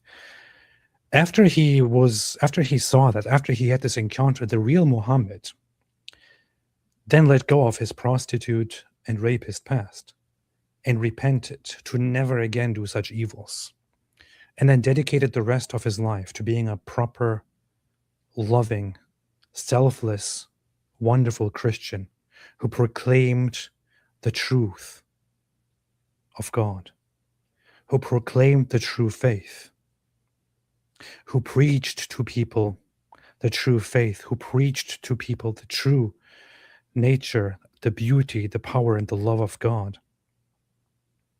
who was so devoted to the gospel. There was nothing like him in his time. He was such a devout Christian. He would just thinking about how the real Muhammad was brings tears to my eyes. But then Muslims took the message and they corrupted him. They turned him into something that he was not, and they attributed some Quran to him, which was a completely messed up message. They created this false Muhammad. This false Muhammad. The real Muhammad was one of the best Christians I've ever heard of. That man was a saint. I'm sorry. He was one of the best Christians I've ever heard of, and it breaks my heart what Muslims have done to him. I wish I was as good as the real Muhammad in my faith. I wish I was as steadfast. I wish I was as wonderful of a person as the real Muhammad was. I love that Muhammad. I don't love the Muhammad that Islam created falsely. Yeah. So yeah. If his teachings hadn't been corrupted by later evil people sent by Satan, all of Arabia would have become Christian. But the devil stopped Muhammad's powerful work. The devil came in the form of Islam and created a new Muhammad that corrupted everything. So yeah, we also love Muhammad, just the real Muhammad. Not the Muhammad that Islam created. This is what Muslims mean when they talk about how much they also love Jesus. But it's actually much worse. Yeah. Hang on. Now, guys, just imagine. See, there aren't enough extremely stupid people on our side to take what AP just said seriously. But imagine you had just millions and millions of people who believed, yeah, Muhammad, he was a prostitute, but then he repented and became a devout Christian, and later his teachings were all corrupted. And so, yes, we love Muhammad. Suppose we have millions of people doing that. And then suppose someone who's like some sort of conservative Muslim commentator started making posts after all that, going, you know, what they don't want you, what the people in charge don't want you to know is that Christians really love Muhammad. And suppose that's what we were saying. We love that Muhammad. Can you imagine someone who actually seriously believes that he's a Muslim would look at what we're saying, what we were just saying about Muhammad, and say, yeah, see how much they love Muhammad? Wouldn't you say, dude, what the heck is wrong with you guys, right? Not Tucker. They really love him. They do. They love him. The first description about being a gay and a prostitute sounded like Andrew Tate. I know. It's perfect. So Muslims believe that Jesus was Isa. They don't even get the name right. The name issue is a whole different issue altogether. I think we should actually sometimes start focusing on that and studying it, because even if the name of Jesus were adopted properly and then turned into Arabic, it would be the other way around, where it wouldn't start with a I sound, or Isa, as it does in Arabic. It would start with a regular vowel, and the guttural would only come at the end of it. It would be something like Isa or something like that. But it's Isa. It gets the whole thing completely wrong. Yesur is how Christians, for example, know him, or Yesur, or Yeshua in Hebrew. They got the pronunciation and the wording and the spelling wrong. There are different theories on how that exactly happens. They got the character wrong. They attribute things to the character of Jesus that have nothing to do with the real Jesus. They attribute Gnostic stories to him of him doing things that are described in the infancy Gospels. They deny everything that he claimed that he is. They deny everything that his immediate followers claimed about him. They create a new Jesus that has nothing to do with the actual Jesus. And if Jesus claimed to be divine, and we believe him that he is divine, and Muslims say no, he was not divine, and we know for a fact that Jesus said he was divine, then Muslims can't come to us and explain to us that they actually love Jesus, because they are just accusing Jesus of being a liar, or of his immediate followers of being liars, at best, at worst, whatever it is. They don't love Jesus. At least they don't love the Jesus that Christians know. They love their own messed up corruption. It's like there is the real Jesus, and Muslims take a pile of dirt and create their own figure and call that Jesus and say, hey, we love that. We love Jesus too. Look at this pile of dirt. That's Jesus. We love that guy. That's basically what they do here. And Tucker Carlson repeats their failed propaganda narrative. It continues, Islam reveres him as a major prophet and messenger of the Lord. Cool. Is that sufficient? No, it's not. Believes he performed miracles. Cool. Is that sufficient? No, it's not. And states that he will return to earth to defeat the Antichrist. David. What does Islam actually teach? What Jesus will come to do? He's going to come back, kill all pigs, break the cross. By the way, it's interesting with the pig remarks, because just recently I've been seeing, hey, why does Islam hate pigs? And people go, no, we don't hate pigs. We just don't eat them. Oh, okay. Why is Jesus going to come and kill them all then? You can stop people from eating them without killing them all. Sounds like you do hate them. Anyway, he's going to kill all pigs, break all crosses, and then slaughter all Jews and Christians who refuse to convert to Islam. There is interpretation about it, about the wordings and what they imply, which are also very much in line with Muhammad's teachings in general, if we can call them teachings. But Sahih al-Bukhari says, Allah's Messenger sallallahu alaihi wasallam said, the hour will not be established until the son of Mary, i.e. Jesus, descends amongst you as a just ruler. He will break the cross, kill the pigs, and abolish the jizya tax. Money will be in abundance so that nobody will accept it. So the hour will not be established until the son of Mary descends among you as a just ruler. He will break the cross. It's kind of funny that Tucker Carlson didn't mention this. This is what Jesus does when he comes back according to Islam. He will break the cross. Break the cross. Kill the pigs. There are lots of interpretations about this, such as that while this already implies the fighting of Christianity and Christians, this also further implies the same thing, or further goes into the direction of killing other disbelievers like the Jews, for example. And abolish the jizya tax, which is also confirmed by this one, as David pointed out. The jizya tax is there for a reason. It is to subjugate the disbelievers, specifically the Christians and the Jews. If the Christians and the Jews do not exist anymore and are no longer tolerated, then the jizya tax is no longer needed. So therefore, Jesus would come and fight the Christians and Jews and kill them, and thereby abolish the jizya tax. So there would no longer be any need for it. Right, David? Precisely. This is what Islam teaches, or what Muhammad said. What Muhammad said his fake Jesus would do. According to Muslims, Jesus will come and be a jihadi Muslim and will fight the Christians and kill them, and kill the Jews too, and then abolish the jizya. That's what happens. And nobody will anymore feel the jizya falling.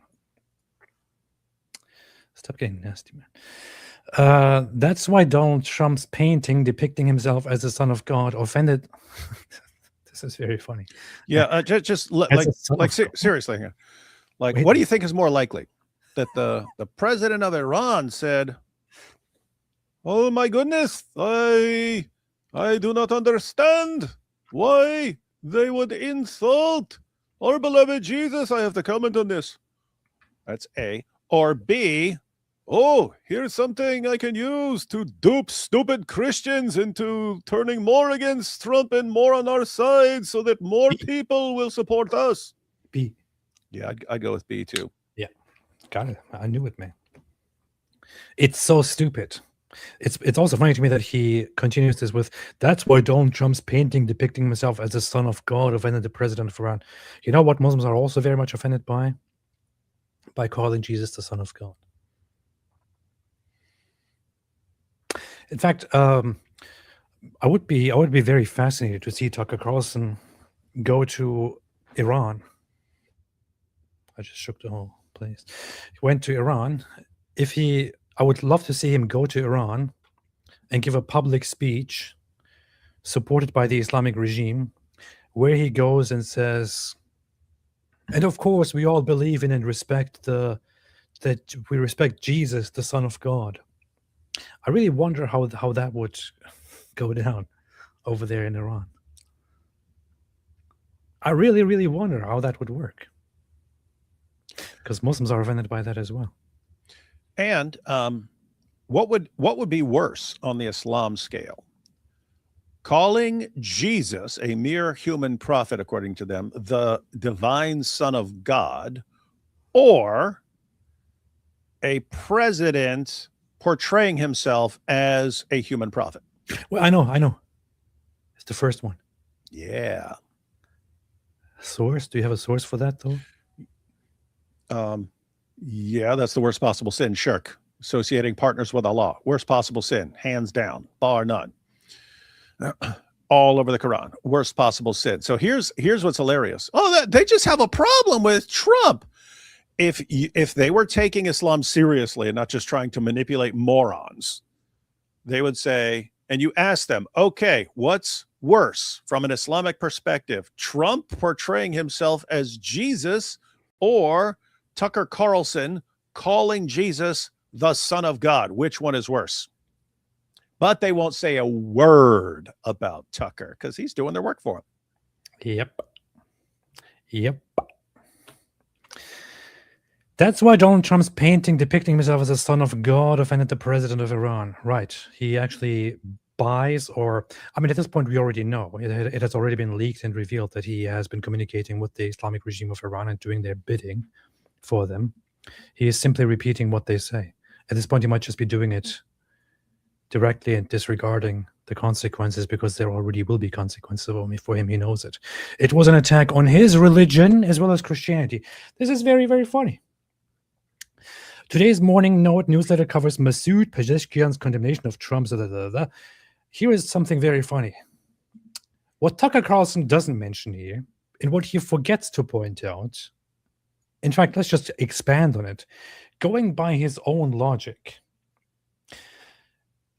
Trump depicting himself in a now deleted post as Jesus is offensive to Muslims as well, which Tucker Carlson, of course, finds very, very praiseworthy to mention and important to mention. You know what's also offensive to Muslims? The cross. This here is offensive to Muslims. Wearing a cross is offensive to Muslims. Well, they'll give you a pass because you're wearing the Quran all over your body.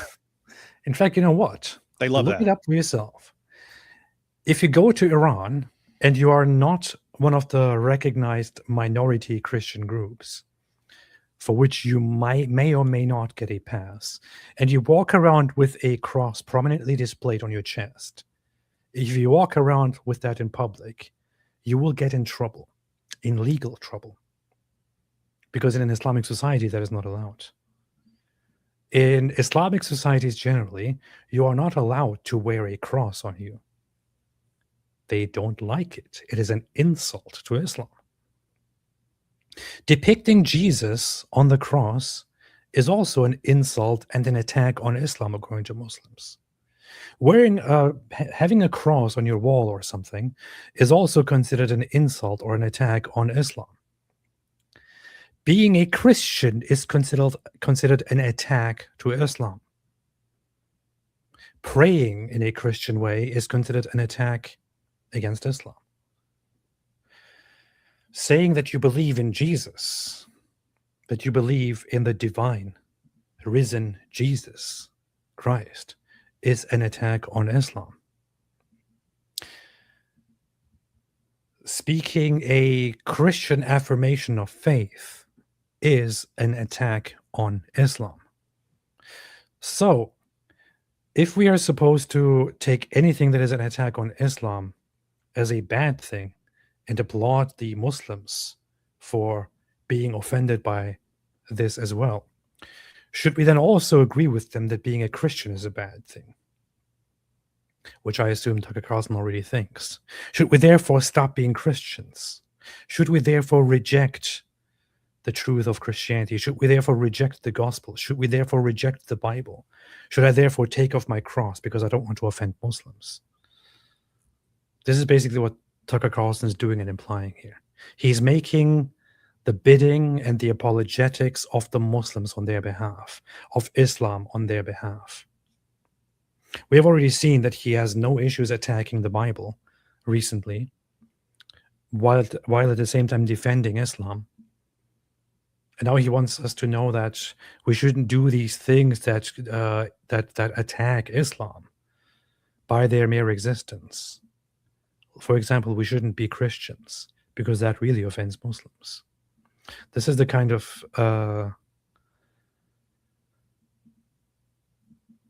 devil Tucker Carlson has become. I find this very funny because every now and then I check my notifications on YouTube to see I get notifications of which channels mentioned me. There's one YouTube channel that frequently mentions both David and me in the same posts, obsessively. That is Sam.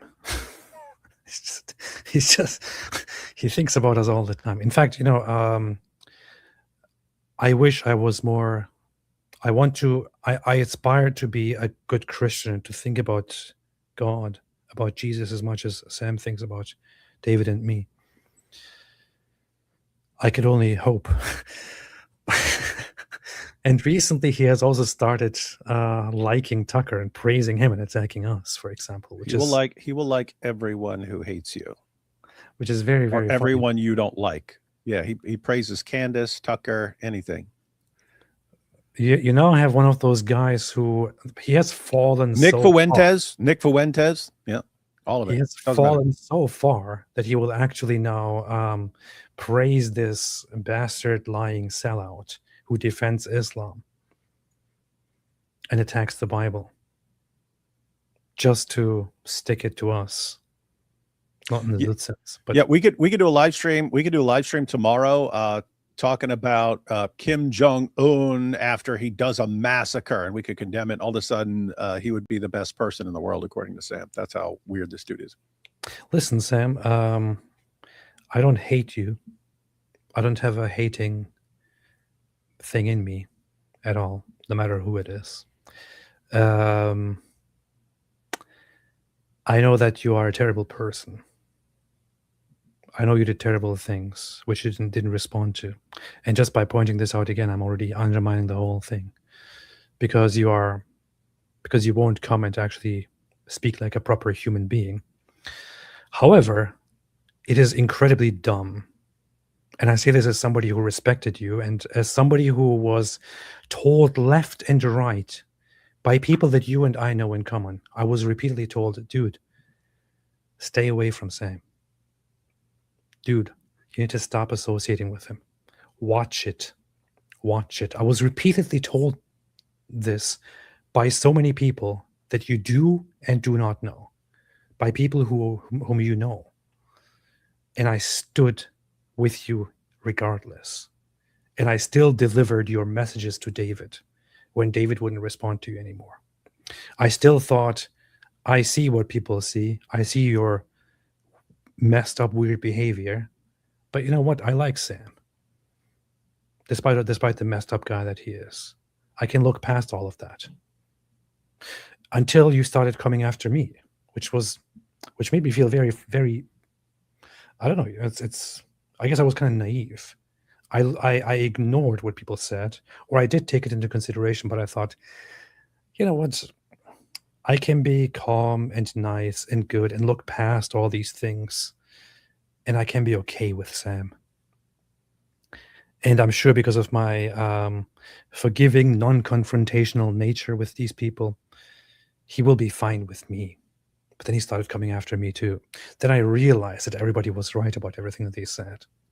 Still, Sam, I have love and respect for you as I did then, despite the fact that you were already talking trash about me in joking and also serious ways before we started fighting. However, Still, I want to say to you, this irrational crash out that has been going on for quite a while now, which now leads you to actually praise people like Tucker Carlson or others, is very, very dumb and makes you look very stupid.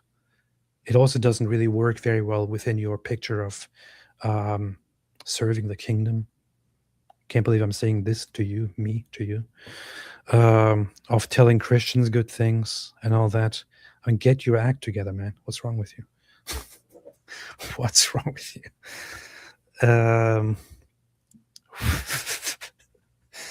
What's wrong with you? I was going to say something else, but I forgot about it. But I wanted to leave it at that. I didn't even want to talk about it. I just think about this sometimes. And there's one more thing I'm going to mention, Sam. I don't want to talk trash and don't want to take too much time talking about you in such a way. But you know what's the most messed up thing to me personally? And please have the honor to answer this question when I ask you this question for once.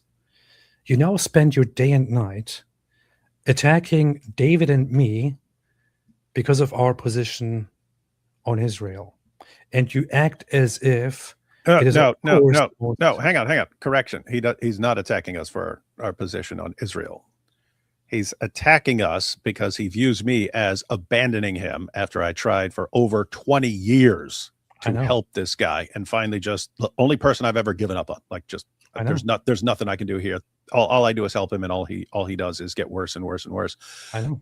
And so that's why he hates me, and he hates you because he views me as choosing you over him. And so that's why he hates you. The Israel thing, it could have been anything. We could have been team Hamas, and he would be like Netanyahu's biggest fan in the world right now. He'd be cheering for him. But I want to point out one thing. I want to make a point. On the surface, he's attacking us over our supposed support for surface Israel, level, yeah.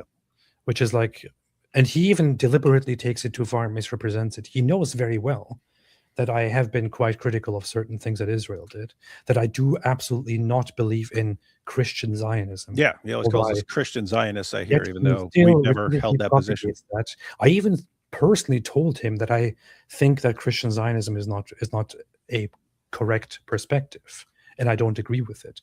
I even personally said this to him. Did I or did I not, Sam? Did I or did I not? Yet you repeat this lie about me that I'm a Christian Zionist. But the most important question here, Sam, you act as if it is, of course, natural for everyone to be absolutely against Israel and Netanyahu and all that, and absolutely call everything out on that. Sam, after I had my debate with Andrew Wilson. After I had my debate with Andrew Wilson and I was driving back home, did you or did you not call me and say that you largely agree with me and that I made good points and that, of course, Christians should side with Israel and that you can help me make my arguments even better? Did you or did you not tell me that, Sam?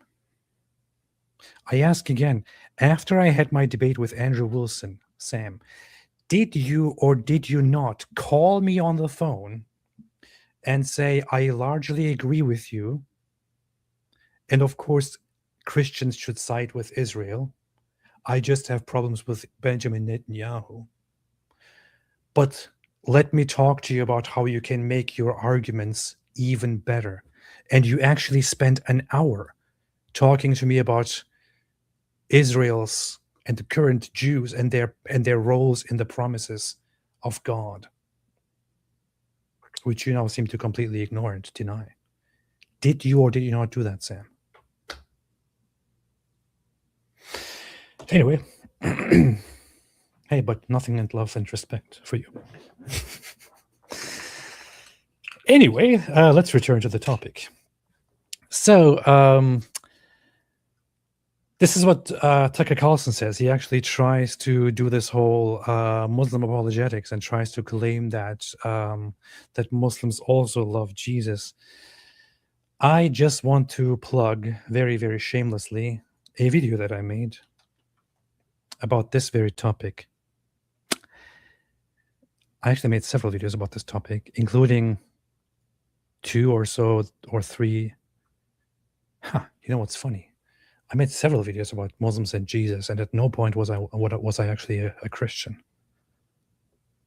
This is very funny. I was an atheist. I have a video more recently called When They Tell You Jesus Was a Muslim. And Nobody it's cares about way your better videos. than anything you've posted. Nobody cares about your videos. It's about my videos. What is it called? Well, my video? I think it's called When They Tell You Jesus Was a Muslim. And the point there is Jesus is clearly identified as the Son of God all over the New Testament by everyone, all over the Gospels. He's identified as the Son by the Father, by the Holy Spirit, by himself, by the angel Gabriel, by John the Baptist, by his apostles, by men, by women, even demons as he's casting them out identify him as the Son of God. They scream, "We know who you are, the Son of God." So everyone who could possibly identify Jesus as the Son of God identifies him as the Son of God. The only people who don't identify him as the Son of God, the Jewish leaders, but they point out that he's calling himself the Son of God. So everyone agrees that he's at least calling himself the Son of God. And then it's whether you agree with him or not. And then I point out that the worst possible sin in Islam is associating partners with Allah. And therefore, Jesus would be guilty of the worst possible sin. His followers would be guilty of the worst possible sin. And he's responsible for billions of people committing the worst possible sin. He would be the historical Jesus, the Jesus we know about, the Jesus who walked the shores of the Sea of Galilee, would be one of the most evil people who's ever walked the planet, according to Islam. And they just say he's a devout Muslim and they love him. Well, guess what? You could take anyone and do that. You could take anyone, and just, we'll just change all the story and now he's on our side. Yeah, great. That's what Islam always does. They even did it with Alexander the Great. My goodness. So here's David's video, When They Tell You Jesus Was a Muslim. It is 30 minutes long. Nobody watches a 30-minute video. Well, Therefore, seems like 476,000 people think you're wrong. They accidentally clicked on it and then they turned it off. On the other hand, you have a 7-year-old video, which is very trashy, which is called Muslims Love Jesus So Pretty Much. Pretty cute. Half as many views as mine, even though it was up way longer. Then you have the absurdity of the Muslim Jesus claim, which is not a video that I like a lot. Yeah, maybe if someone watches it, it'll reach 100,000 someday. Then you have this video here, Jesus Was a Muslim Debunked. That's kind of cute. If you add up all your videos, they're getting close to mine. It actually starts with, "Hi, everybody, and welcome." No, this one doesn't start out like that. It starts what? We're not even going to know what this is then. It doesn't even turn on because it's... You're dumb. Yeah, I'm sorry that... He just said you're dumb. What the heck? Yeah. Why are you defending Christianity? Aren't you an atheist? Because you're dumb. Yeah, I'm sorry that I'm starting it with this. So this is how it started. It wasn't, "Hi everyone and welcome." And the most recent video was how Islam got Jesus completely wrong. Wait a minute, that was not the most recent video. Anyway, but this is actually the best video on this topic. I would suggest if you want to dive further into it. However, long story short. Long story short, AP just gave you guys a number of videos to share as everyone's saying this stuff online. Yeah. So you can share one video by David Wood, which is called When They Tell You Jesus Was a Muslim. And you can find this right here. Black Angel probably should put it in the chat. David Wood's video is right here. And you can find another video by me, which is how Islam got Jesus completely wrong. And that is AP's video. I put it in the chat here too. And now we got enough. Okay. Now it's time to take super chats. Sneaker got dropped during a stream. If anyone needs a good laugh today. Yeah, I don't laugh about people getting dropped, but I'm going to watch it. And then see if I laugh or not. Dima Skippy says, "Hey Frank, let's talk, not the winger voice." Yeah. MT said one of you should recirculate that vid of the Muslims saying Tucker was helping them spread the message of Islam. Which video? Do you know of such a video? There was that. There was like some Muslim scholar talking about how, yeah. You can probably search for it. Powerful. I am supporting Iran in the FIFA World Cup, says Dan Dave. Sure you do. MT says Islam's identity theft. Jesus comes back specifically to destroy Christianity and force Christians to convert or be unalived. Precisely. Songs of Relief. Are you proud to be an American where at least you know you're free? You're free. That song still doesn't make any sense. It would be, I'm proud to be in America where at least I know I'm free. Not an American where at least I know I'm free. That doesn't make any sense. Man, shut your freaking German, Turkish nonsense up. What the heck, man? Kenneth just they taught us that song in school, man. Elementary school, they taught us that song. And here you are, you're like, oh, yes, I want citizenship and I will pretend to love this country, but your songs are stupid. I will not sing them. You know, it doesn't say good things about you that they were teaching you a grammatically wrong song in elementary school. Well, why don't you just be like the Muslims, Muslim scholars with the Quran, and they just change the rules of grammar? Good point. Mama said, Tucker you out. Good. Sto says, love you, bros, not in the Zut sense. Good, I'm relieved. But that's what the Zut said to Muhammad. They said, Mama said, Tucker you out. Yo, Chet. Rubicon, can Al make a huge onesie to cover an oil tanker? That'd be funny. Chris, no, for the if you had an oil tanker wrapped in, and then the Iranians couldn't stop it. Hang on, what's going on here? Oh yeah, where am I here? Islam is perpetually discombobulating. It is very much. Chris Clem, I am the Apostolic Church, perhaps. Yes. AP, I recently saw your interview in Justin Brierley. I gotta say, I love hearing you talk about how much you love Jesus. It was probably it probably sounded better than it is. And I'm glad about it. It was a good interview. I liked it. Chris Clip, I am Paul. I find church hypocrisy easy. Okay. Metamorphosis, thoughts on Trump's Jesus Saint whatever meme. Already given. Hypothetical, David Wood, if you were ever to become Muslim, which one and why? If I were ever to become a Muslim, it would be because I became an atheist and I realized they're the easiest people to grift in the world. And if I really just wanted to become rich and have a ton of wives and concubines and so on, like if I become like a total scumbag hedonist and just care about tons of money, then yeah, something like that. So anyway, if you ever see me converting to Islam, guys, it's because behind the scenes I became an atheist and I looked around and decided to scam people as much as possible. Keep in mind, guys, for you atheists, I'm not saying atheists are scammers. I'm saying if a psychopath was also an atheist, then you'd want to scam people as much as possible, and that would be the way to go. What you're saying is all atheists are psychopaths. That's exactly what I'm saying. Oh, good. That's what I thought. It would be funny if David actually did convert to Christianity in the future and made this. I converted to Christianity? You say convert to Christianity? It would be funny if David actually did convert to Islam in the future and was like, hey, I've come to the conclusion that this is true and everybody else should see it. And then everybody plays these clips of him.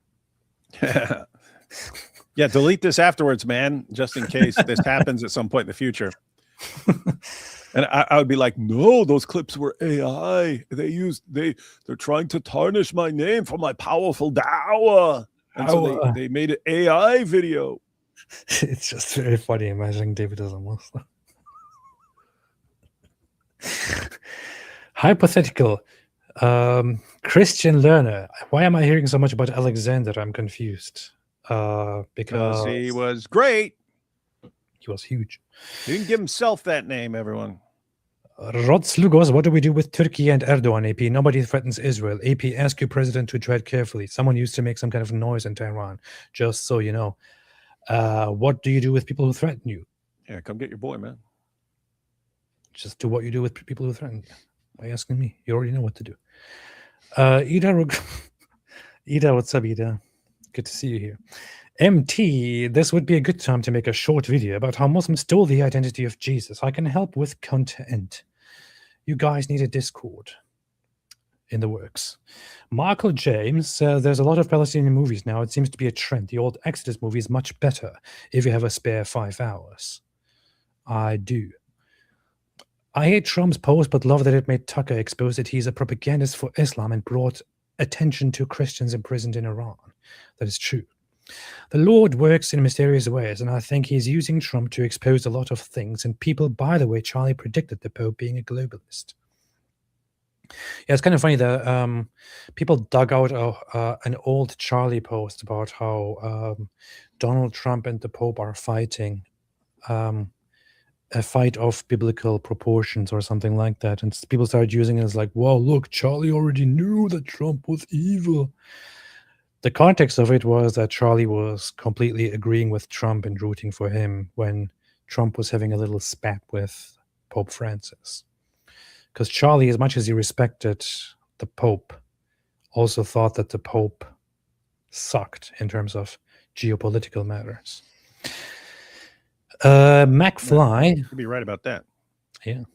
The Pope let the Muslims, I mean, to be honest, when as a non-Catholic, when this Pope was elected, I thought, seems like a really good guy, and I have big hopes. Right now, it just seems like a big letdown, but then again, yeah.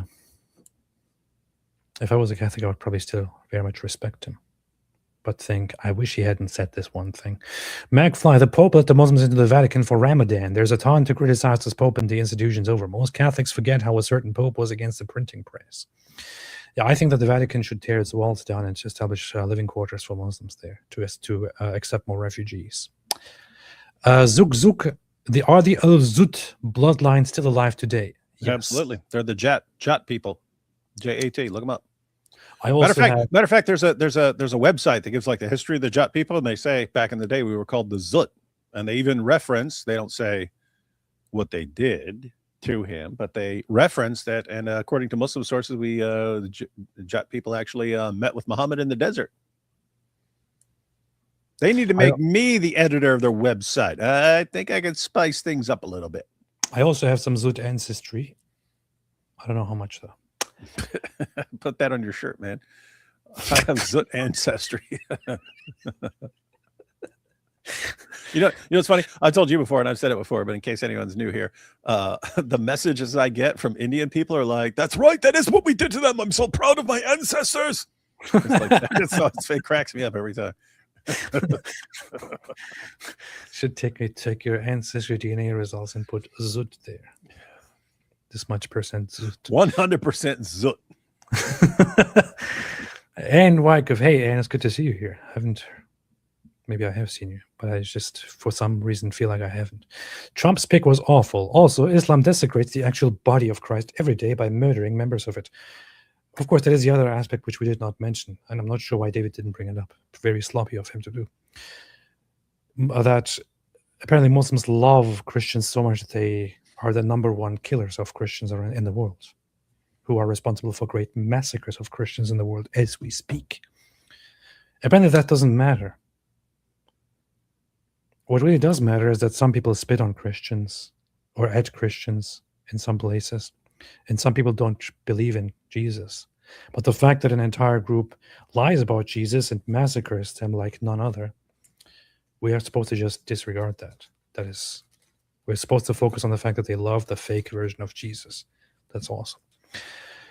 Beirusama. Oh no, Sam is going to call you guys out again. He does it all the time, dude. I check my notifications and it's like every other notification is about something that he posted about us again. It's funny because I don't pay attention until a couple of his followers come over and start saying something, or people who are watching both come over. Like last night I was live and then people were like, Sam is destroying you. And it's like, no, Sam is just exposing you. And I was like, oh yeah, what? So I actually paused and, oh yeah, what am I being exposed about? And he said, It was Netanyahu's the hates Christ with every fiber of his being and is trying to destroy everyone. I go, oh, okay. Well, what's your evidence for that? Couldn't get any. Couldn't find any. And anyway, it was like that. It was Sam is now saying this. Oh, and apparently Sam was super mad that I did an interview with Sean McDowell, and we talked about my testimony and stuff, and eventually got to the Islamic dilemma. Sam was super mad that I didn't talk about him when I talked about the Islamic dilemma. I'm supposed to send people to him, go, hey, if you really want to learn the Islamic dilemma, go to the biggest basket case I've ever met in my entire life. Do that, guys. And then, but actually, like his comments did allow me to point out like how he behaves, because he's like, David uses the Islamic dilemma only to make a name for himself. It's like, okay, guys, do you think I'm using the Islamic dilemma to make a name for myself, or because I think it's a really good argument? I think like the entire church would really be much more effective against dawah if they learn this argument. Like, which one? Oh, and then I'm getting paid by Israel. I'm like, what? Super chats? What? When is this happening? And then, but notice, because those are two examples. He's always like that. If he's even slightly upset, anything you do, you could list every possible motivation. He will go with like the worst possible motivation that there could be, and just state as fact that's why you're doing it. He's like this always. Like any Christian scholar who disagreed with him, he'd say, oh, he's doing that because he wants Bart Ehrman to respect him at the conference, and so he's compromising on this to win the favor of Bart Ehrman. It's like, do you know this guy? What are you talking about? This guy, no, that's not how this guy decides his positions and so on. But yeah, if you're saying anything, if you don't agree with him on Israel, it's because you're being paid. Same stunt that Candace Owens and co. Paul, if you're using an argument and you actually are able to popularize it and get Christians around the world to be using this argument, it's just because you're just being selfish and trying to make yourself more popular and stuff. And that's how he rolls, man. And hey, this is very funny. One of the things that he is calling you out over is that you say me? Yeah. That's the thing. I don't know what he's saying. I only know when someone posts a comment and says, here's what Sam's saying. He just made a post 2 days ago in which he links to an Israeli organization, an Israeli media management company, which lists you among channels that they work with. And then uses this as proof that you are a fat, disgusting Zionist bastard who is being platformed by as a pro-Israel content creator. To just give everybody a context on that, you know what? Everybody know what this actually is. This guy is an Israeli guy. Yeah. That contacted me to specifically connect us with a Israeli Christian organization that wants to work with Christian content creators and sponsor them to support Christian businesses and other businesses in Israel. And that business is Artsa Box. Yeah, guys, remember Artsa ads? Remember the Artsa ads from last year? Yeah, and that was why did we run those? Specifically because there's a war going on, and when we were there, why we offered to do something like that, we were there. What happens when we walk into a Christian shop? They say, you're the first customer we've had, man. No one's coming in there. Tourism was dead. That was cool for seeing sights and stuff because there was no one around. I went up on the Temple Mount. There were like 3 people up there when I got there. There were some more up there later, but there were like 3 people when I walked the entire Temple Mount. That thing is like it's like the size of whatever it is, 30 football fields or something like that. We went into the Church of the Holy Sepulchre. I'd been there before. I didn't even attempt to go to the empty tomb because there was too many people. The lines like spiraling around the thing, and it would be hours. We got there, and what were there, like 4 people ahead of us? They're like 4. I don't mean to get into the church. I mean to get into the empty tomb. We waited for maybe like a minute or two or something like that to get into the empty tomb and stuff. Anyway, we go shopping at stores. We go shopping at stores, and no one's in there. No one's coming, and we're like, this is their family. This is their family business. Their family business is built around tourism, and you come there and they sell jewelry that their family makes and stuff like that. If no tourists come, they have no income. You're living and you have no income for your family because your entire income was was based on tourism and stuff. So we mentioned over there, hey, if there's anything we can do to help. Brian eventually contacted AP and said, hey, they've got tons of Christian stuff here at Artsa, and we could set you up to run some ads. And I thought that was a great idea. So guys, so people can't travel. I mean, if people weren't traveling to Israel, this works because they send the stuff, they gather this stuff from various people who make this stuff, and then ship it to you, and it's a way for people to continue selling their stuff when they're I just want to point out the most amazing thing here, which is that what Sam is doing here is he's actually calling David a fat Zionist bastard because David helps a Christian trying to help Christians. Yeah. This is a Christian organization that supports small businesses itself, which I think works with Christian and non-Christian makers or crafters. Yeah, they have Jewish and Christian stuff. Yeah.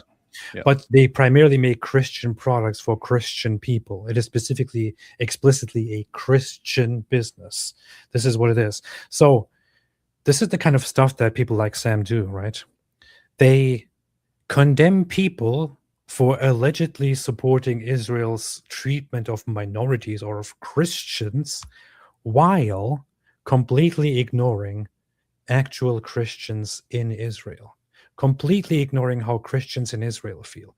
They actually don't want David or you and me to support Christians inside Israel. You getting this, Sam? So if you have Christians in Israel who, there's a war going on, there's no one buying their stuff. Sam says, let them all starve and die. How dare you do anything to help them? If you try to help Christians in Israel, you're, what do you say, fat Zionist, what? Fat Zionist bastard. Yep, that's what you are, according to Sam Shimon. And this is the guy that why aren't they supporting me anymore? Why don't they want to work with me anymore? I don't get it. So they don't want you. These guys who hate Jews, who are so much obsessed with Jew hate, they actually don't want you to support Christians in Israel. They don't care about Christians in Israel, who are quite happy with the state of Israel and living in it. This is how they actually treat Christians in the place in the Middle East where they are the most safe and secure and happy. Says a lot about them. Wow, man. Incredible. Absolutely incredible. For this, you are being condemned as a fat Zionist bastard.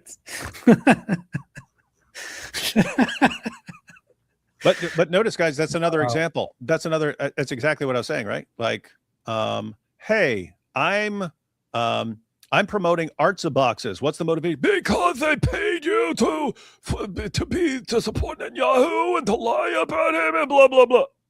Christians or Christians there making like crosses and things like that, and we're trying to help them out a little bit. And I got some very nice gifts from Artsa box. Christian gifts, like crosses and things like that. Things that remind you of Jesus. Things that are all about Christianity, because it's a very explicitly Christian business. And you have Jews working there doing stuff for Christians. But no, that's impossible. How could that be? How would Jews ever work with Christians? Gosh, these people live in a freaking fantasy world. It's so incredible, man. Catholics more. In my opinion, the Pope's statements are naive, but I trust in the promises of Christ. Shrug. Peter is both the rock of the church and the stumbling block. That is quite powerful, but it's only the Catholic perspective that treats the Pope as the literal representation of anything that goes for Peter. And I don't want to diss you here, man. I don't want to fight with you, but I would kind of question that implication a little bit.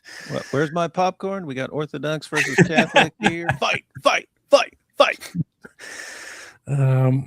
Michael Fitz says, I mean, the good thing that I like about Orthodox, Eastern Orthodoxy, is that there is no way that you would ever be directed to treat a bishop in the church as an infallible authority whom you shall not criticize or go against. The greatest saints are recognized as people who have said some really, really harsh things about their bishops, about the bishops of their time. And one of the greatest, Saint John Chrysostom, he is well known for being brutally harsh, for having been exiled by the church and sent to his death. He is known to have said a phrase which I can't possibly properly remember, but he basically said that the road to hell is paved on the skulls of bishops or something like that. So he was basically calling out, he was basically calling the entire church, the church leaderships, and calling them apostates and wicked people and all that. These are people that are considered saints that are amplified as saints in the Orthodox Church. And it was also like that in the Catholic Church, but at some point things got really, really wrong. Muslims love Jesus. No, they love their idea of Jesus. Precisely. Robert W. Michael, I prefer the Jewish view of Jesus because it's honest and coherent in its own way. It's not an incoherent ploy to call people into Islam. Well, I don't like their view either. But I find it especially insidious when Muslims claim that they love Jesus and then lie about him. What? I posted my video. I mean, I made one like probably 12 years ago or something like that I posted. And then I made a new version, I don't know, maybe 2 or 3 years ago, titled something like I Now Believe in Muhammad or something like that. Might be good. Either if you don't do it, I'm going to do it. But you just call it like Muslims love Muslims love Jesus or something like that. And then point out the insanity of it. Something along those lines, man. The point is that's worthy of more videos until people get the point. I already made 5 videos about that topic. No, not the mocking by I'm talking about we love Muhammad now. You just said Muslims love Jesus. You just said Muslims love Jesus. Yeah. But the point, so so the title wouldn't work, but the idea is, call it Christians Love Muhammad. That's what I'm saying. You make a video called Christians Love Muhammad, and then you just share it every time someone says this stupid stuff. And then we explain that we're talking about we love the repentant prostitute Muhammad, who converted to Christianity and was evangelizing in Arabia until evil people come along and completely corrupted it and then destroyed the entire world with their heresies. It is an incredible story. You know, he was a pedophile, a rapist, and a gay prostitute. And he left it all behind and became one of the best people the world has ever seen. And then Muslims corrupted him and created a different version of Muhammad. Pretty messed up, man. Sketch art therapy, one of 2. I personally talked with Armenian in his group voice chat. Me and Trump to an Iranians are beautiful people. Goli and Tusi, beautiful people. You're quite handsome too. I'm not gay, but you're handsome. Promote your show. I said, inform people, go back and see AP and David Wood. I love David Wood. I love AP. I'm not shy, but I don't want to bother people. I'm happy to join them. I love those guys. I think he's a little shy. I know he's very shy. He's shy like a virgin girl. But Goldie is not shy, and she will tell you the truth. That's Muhammad and Allah. Paul, AP, real Muhammad was really just friends with the, he was. Well, before he repented, he was also gay with the. And Wyckoff says, Pope St. Gregory the Great said any bishop claiming the title universal bishop was a precursor of the Antichrist. Fast forward a few centuries to Unam Sanctam in 1302. Oops. Hey, let's not open a whole can of worms here. Gregory the Great. Mr. Did he Great. Did he give himself that name? Nope. Okay. He Then was we'll let it slide. he was a based one. It would be funny if like I just walk out one day and I'm like, I want to be called David the Beast. Everyone has to call me that. And in the history books it has to say, and David the Beast. Like if they can do it, why can't I do it? You know, I saw this whole thing. Wait, didn't he say this to Constantinople? I think he said this to the Patriarch of Constantinople. Was it him? If I'm not getting the timelines wrong, I'm very sure that at this time the title Ecumenical Patriarch was established. And this is what he was referring to. The Patriarch of Constantinople, the Bishop of Constantinople called himself the Ecumenical Patriarch. Upon which St. Gregory said, basically, how dare you assume such a title full of hubris? Let go of it immediately. Something like that. If I'm not getting the timelines wrong, this is actually what that was about. And I thought that was, I don't know, when I read it, I thought it was quite based. I'm not sure if this is the context or if that was somebody else or if that happened at some other time, but I think that's what this was actually about. And so this made me ask some questions about the whole issue of recognizing an ecumenical patriarch as well. But anyway, can of worms. Ida says, and the Oscar goes to AP. I know they don't want to give me that because they just don't, because I'm a, it's discrimination. You know, they say there is no racism in America, but they don't want to give me an Oscar because I'm black. It's pretty messed up. Heroes Workshop. In the end times, it seems that Allah doesn't have the power to make the pigs halal. This is true. Yeah, why can't you just make pigs halal, man? Solve all the problems. Yeah. David got the pig thing wrong. They don't eat pigs because they hate them. Rather, when Jesus comes back, they will have a barbecue smoke pit with belly and butt. Hey, this is a good idea. This might be the truth. Judas, I care not, I scare not, says they say one man in 10 is gay, but I think one man in one man is pretty gay already.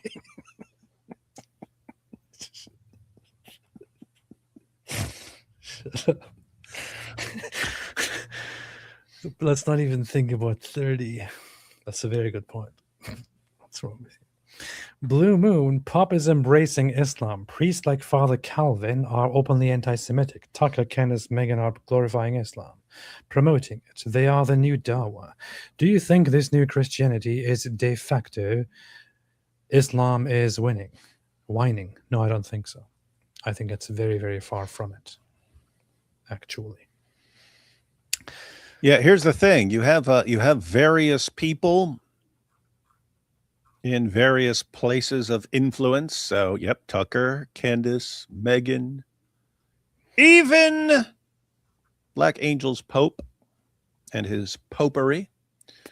You have them all going super pro-Islam right now. You know who's catching on, though? The people. So all your popes, all your podcasters, popes and podcasters, all the popes and all the podcasters can praise Allah all they want because we got the streets, suckers. We got the streets, ladies and gentlemen. The streets are catching on. The people are catching on. And that's why people have to try and get all these other people to say something to support Islam by any means necessary. They're feeling it. They're feeling it on the streets. And it's too late to turn back now.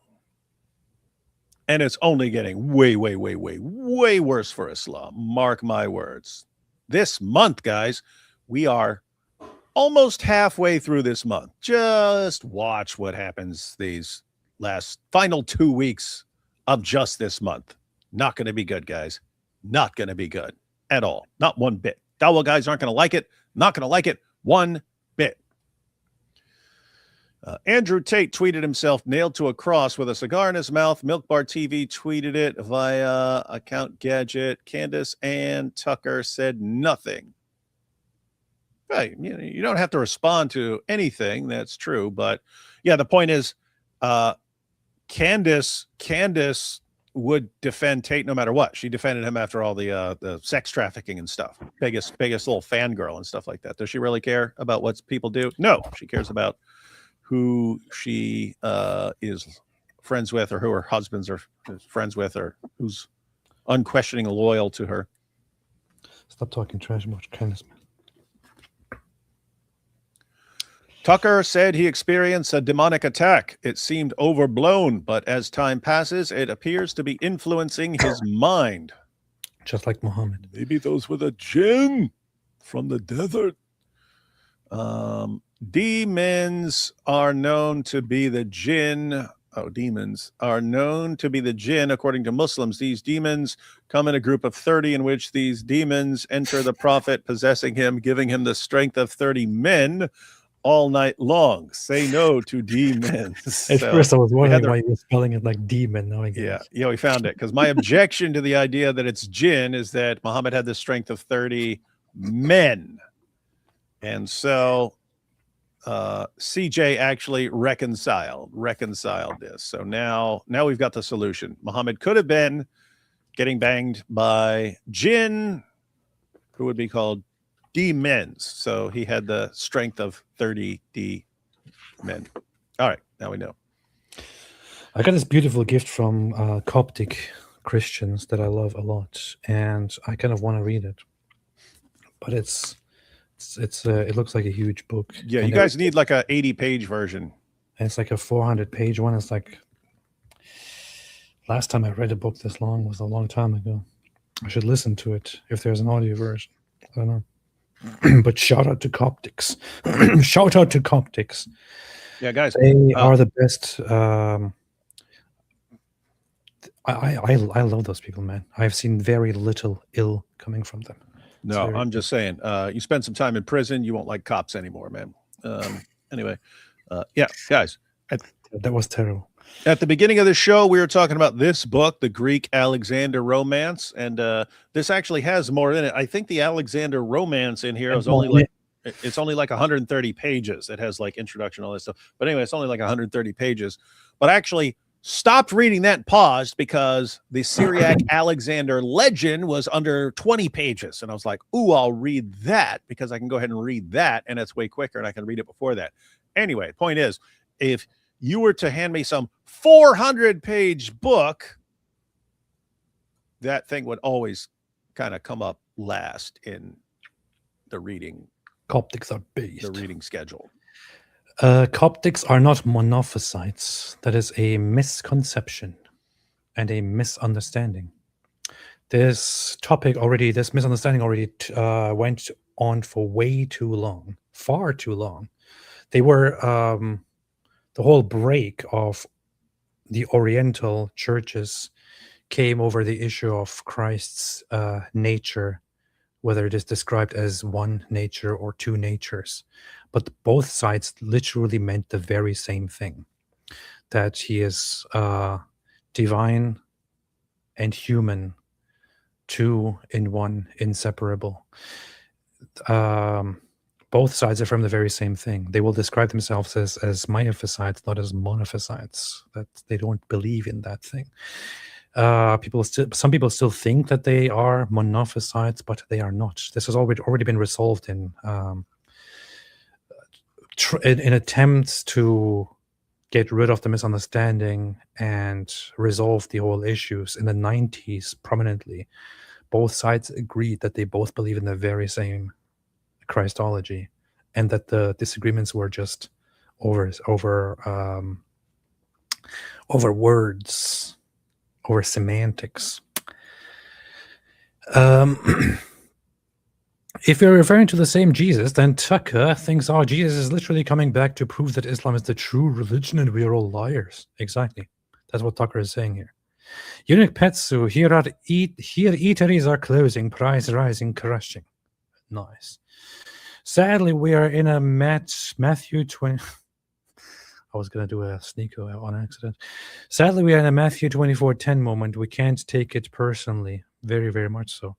Bluey, David Wood, Orthodoxy versus Catholicism. Choose one.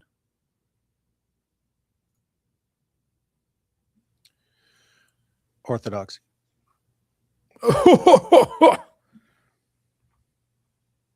It is totally based.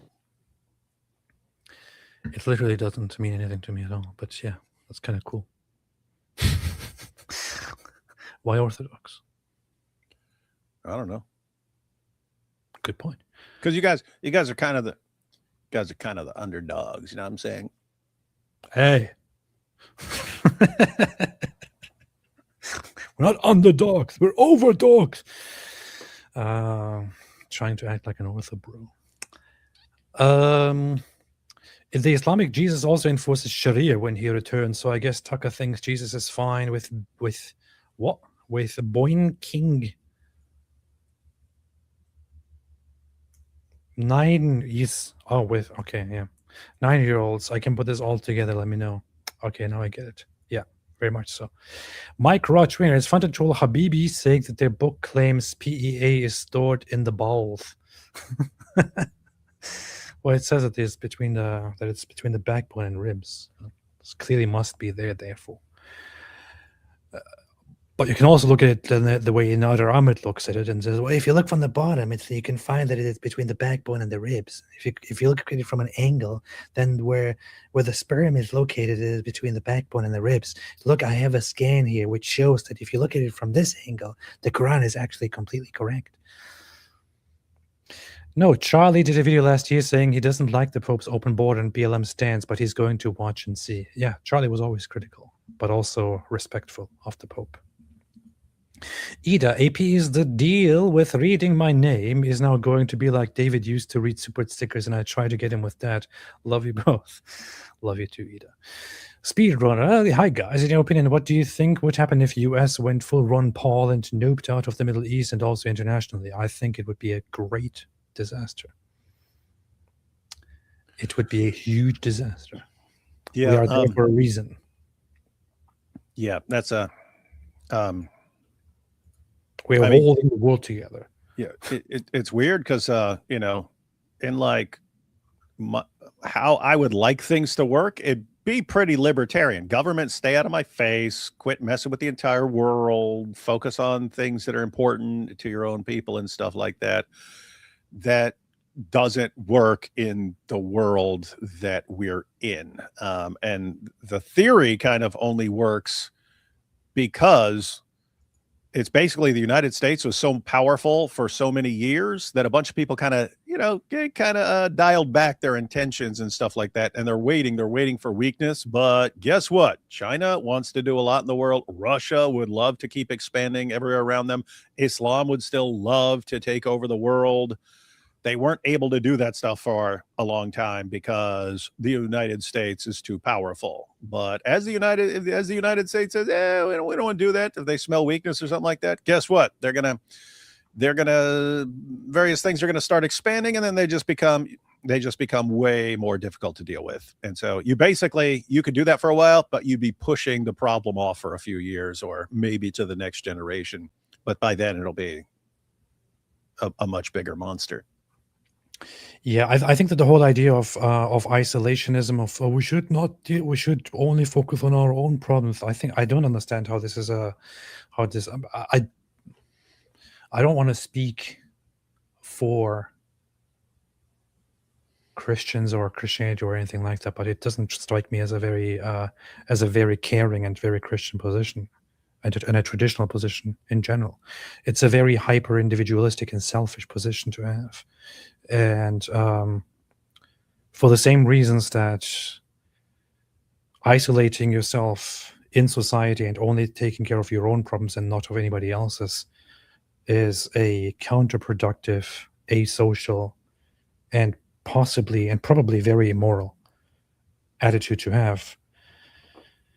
For similar reasons, doing this kind of stuff on a global geopolitical scale is also pretty messed up and dysfunctional, probably immoral, I would say. I think I would consider it an issue of pride and an issue of goodness. That pride in a good sense, like being proud of what your government or your country or your nation does, and of goodness in general. That if you have power, you use it not only to support yourself, but also to support others, to not only care about your own problem, but also to make sure that the world is in a good state in general. And if America pulled out completely, not in the good sense, all hell would break loose in the Middle East and in much of the world. And just because you stay out, and just because you decide, I'm not going to concern myself with those places anymore, I'm just going to take care of myself, that doesn't mean that others will just let you be. That's not how it works in the real world. That's a very unrealistic and childish view, about as childish as communism. And they want to come for you. They want to come for you. Plus, America's global involvement in things also contributes a lot to how well we live in America. For example, the whole Strait of Hormuz thing. The closure of it significantly increases gas prices, right? And everybody starts complaining about how expensive things are. The fact that the Islamic regime can't just seize it and do with it as it wishes is that it has international pressure. If they did with it as they wished, they would use it to milk the world, and everything would be much more expensive. So,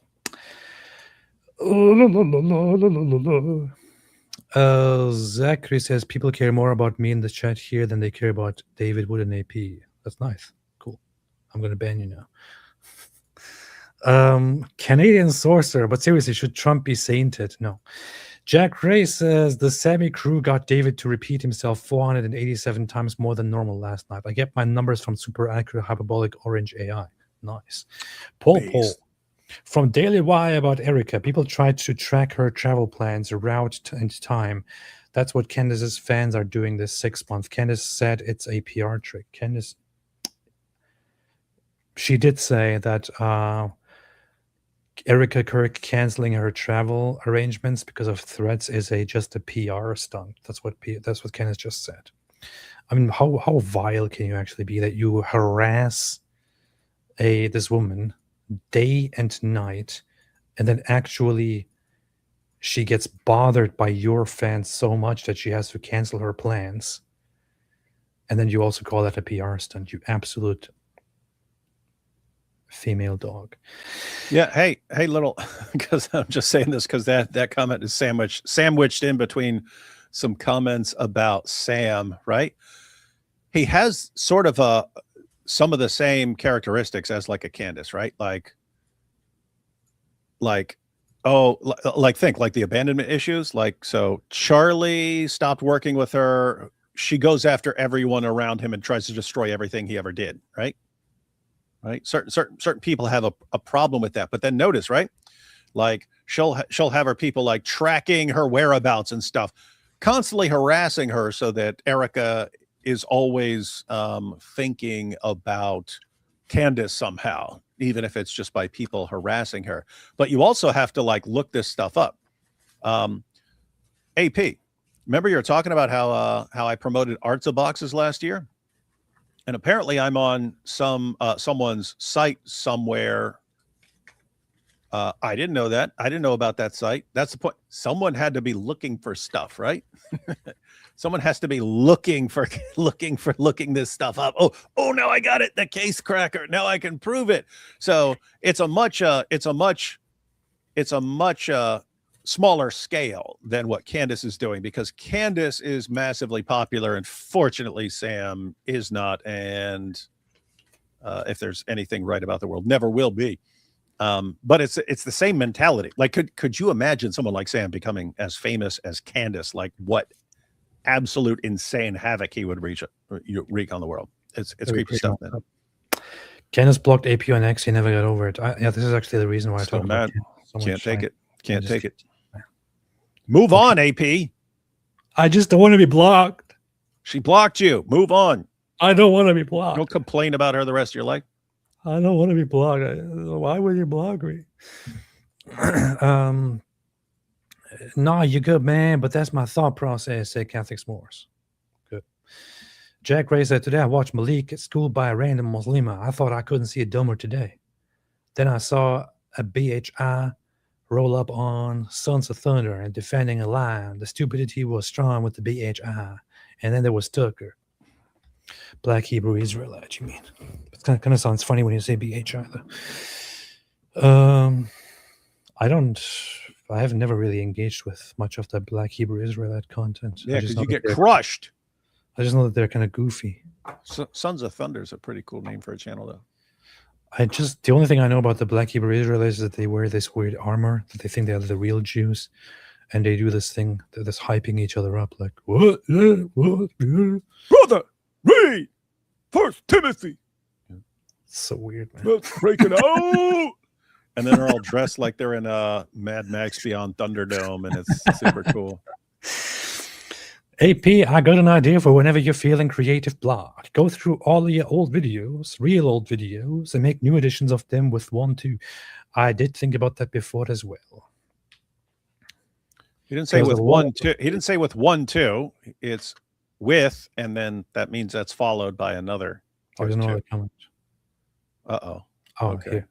Learn a new info you learned in your journey. I think that could give you one hell of a kick to also upload remade videos and ideas for other videos. Oh, hi, David. I know I did think about that before. That's a good idea.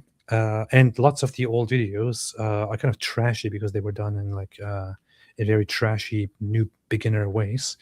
And plus you talk like you barely spoke English. Yeah.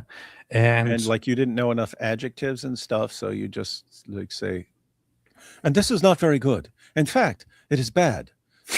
And the next thing that we will look at that is bad is this. And this is not good because what an exaggeration. But I also, looking back at those, I think, dude, I could have mentioned so many more things here that I can add on now. So that is a good idea. What's good would be to like go through like your 10, 5 or 10 most impactful videos and see which one of those which ones in there would be improved if made today. Because I've been playing it for years, and I've done a couple, but like I definitely want to remake 3 stages of jihad and a bunch of those videos for today. 3 stages of jihad. Oh yeah, I'm surprised you didn't play this, man. What the heck? Just got here. Did anyone see Sneaker get punched walking down the street? Yep, he got clocked. Fine, I'll check it out. Weird, man. I don't like laughing about people getting punched, and if I see Sneaker get punched, I'll probably laugh. So. Well, here's the thing: if that's just some random person, that's messed up. But you don't know what the situation. What if that's like one of Warner's boyfriends who's jealous of Sneeko, and there's like some lovers quarrel going on? The point is, until we know the whole story, we don't know why that dude did that.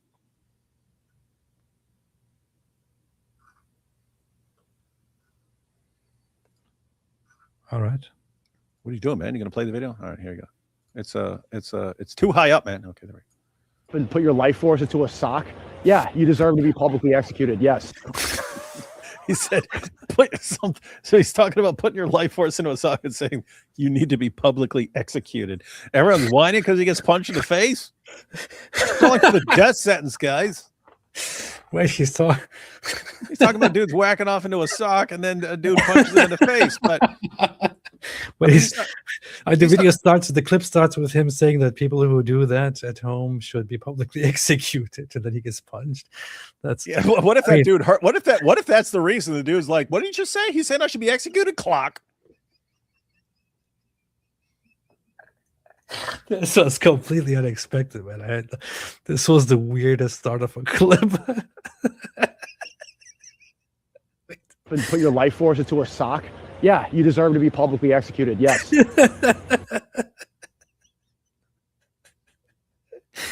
Anyway.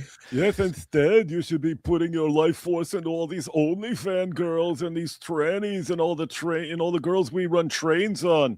That's what's crazy, guys. It's, oh, yes, you should be executed. At least put it into gold. Yeah. And then Malik already exposed. Yeah, and Malik already exposed what these guys are doing.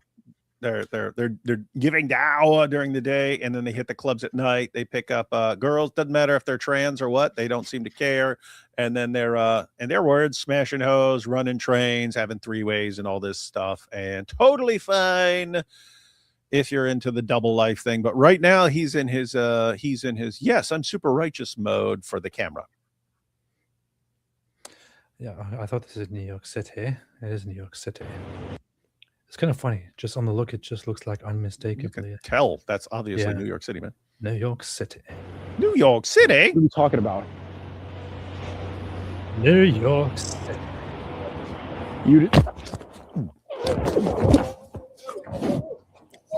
Wait, what the heck? Yeah. First of all, worst the heck? freaking camera guy ever. What in Bottom line, and Sneeko would agree with Wait. me. What? Wait, let's watch it again. Wait, hang on. you He was trying to walk around the dude. The dude was walking right at him. He tried to walk around. The dude clocked him. Whoa. Hey, bro. Yeah, don't do that to people. Even Sneeko. Yeah, don't do that to people. But worst camera guy ever.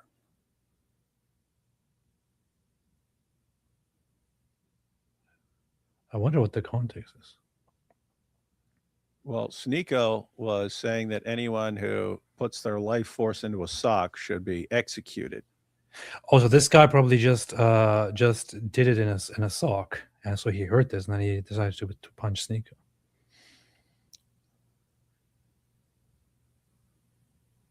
Yeah. Anyway, guys, camera lesson for you all. If someone walks up and clocks someone, you don't turn the camera away 1 second later. Like, I get it. This guy may want to jump in and help Sneeko and stuff like that, but you put your camera on that bag. By the way, that's the dude's bag. Put the camera on the bag to where it's filming the direction. One, you get the shot. That's rule number one. Get the shot. Sneeko would agree with me. He's a streamer and all that stuff. He would agree. Get the shot. Don't turn the camera away from what's happening. You So, stupid. if you are ever walking around with David and you're in trouble and some people attack you and want to kill you, what David will do is, hang on, let me place this properly here. Angle. All right. This is okay. And then he will come over to help you. Now this is true, but to be fair, that's exactly what I tell people if they're holding the camera. I say, God, look, if someone comes up and 8 people jump up, get the freaking shot. Get the shot. And then guard the shot. If you have to run afterwards, run afterwards. Do not let them get away with it. You're gonna want footage of that. Feed the dream. Teamwork makes the dream work. The funny thing is, this is New York City, so it could just be some random guy walking up to somebody and punching him because he just wanted to do it. Yeah, I have to say there are crazy people. This doesn't look like a crazy, but they're like the people like push people off the on the track and the subway and stuff. There are crazy people there, but this guy doesn't seem like it. He seemed like he recognized Sneeko or was out there looking for him or something like that. And there's a question of like, is this a guy who saw Sneeko and doesn't like him? Did Sneeko just annoy the crap out of the site, do something that pissed the guy off 5 minutes earlier, and the dude sort of worked his way around to come and clock him or something like that? Don't know. And the Don't know. explanation we have is quite simple. It is that this guy was at home. He masturbated into his sock, and he heard what Sneeko just said, that people who do that should be publicly executed. So he decided to come over and hit Sneeko. Very simple. That's what happened. Isn't it obvious? I wonder if there's more context to it, if anybody said anything about it. But yeah, don't do this to people, man. Yeah, or I mean, if he was live during that time, people clip that, but you could probably find more. And stuff. Oh, he commented on it. Wait a minute. Well, he's already ready to swing. So look, he's already ready to swing. He didn't hear what I was saying. He identified it. He knew where I was. So some people are saying it's a stream sniper. He's already ready. So he hits me. Oh yeah, hang on. That's also like another possibility. Since Sneeko was live, if he's walking around live, then that's possible that a guy who just lives in the area who hates him is like looking and is like, wait a minute, that's right down the street. I'm gonna go out there and clock him. So yeah. It is good to get the context. Like, did this guy get arrested or what? Yeah. In any case, don't do this to people. Yeah, don't punch Sneeko in the face. Just make fun of all the stupid, idiotic nonsense he constantly says. Don't do this to anybody, not even Sneeko. He got me like in the Don't forehead. punch him in the face. Make fun of the stupid stuff that's constantly pouring out of his face. Not even. I'm not knocked out. And then he tries to pull me over here. Scuffle on the floor. He said floor. He said floor. He said floor. That's what British people say. All right. There's Where just did he get no that? way. We'll figure it out. You okay? Yeah. Don't I look okay? Calvin said I heard it. He said it the correct way. He said floor. That's interesting. He's been hanging out with those British Dawa guys too much, man. Now they got him saying floor like a dork.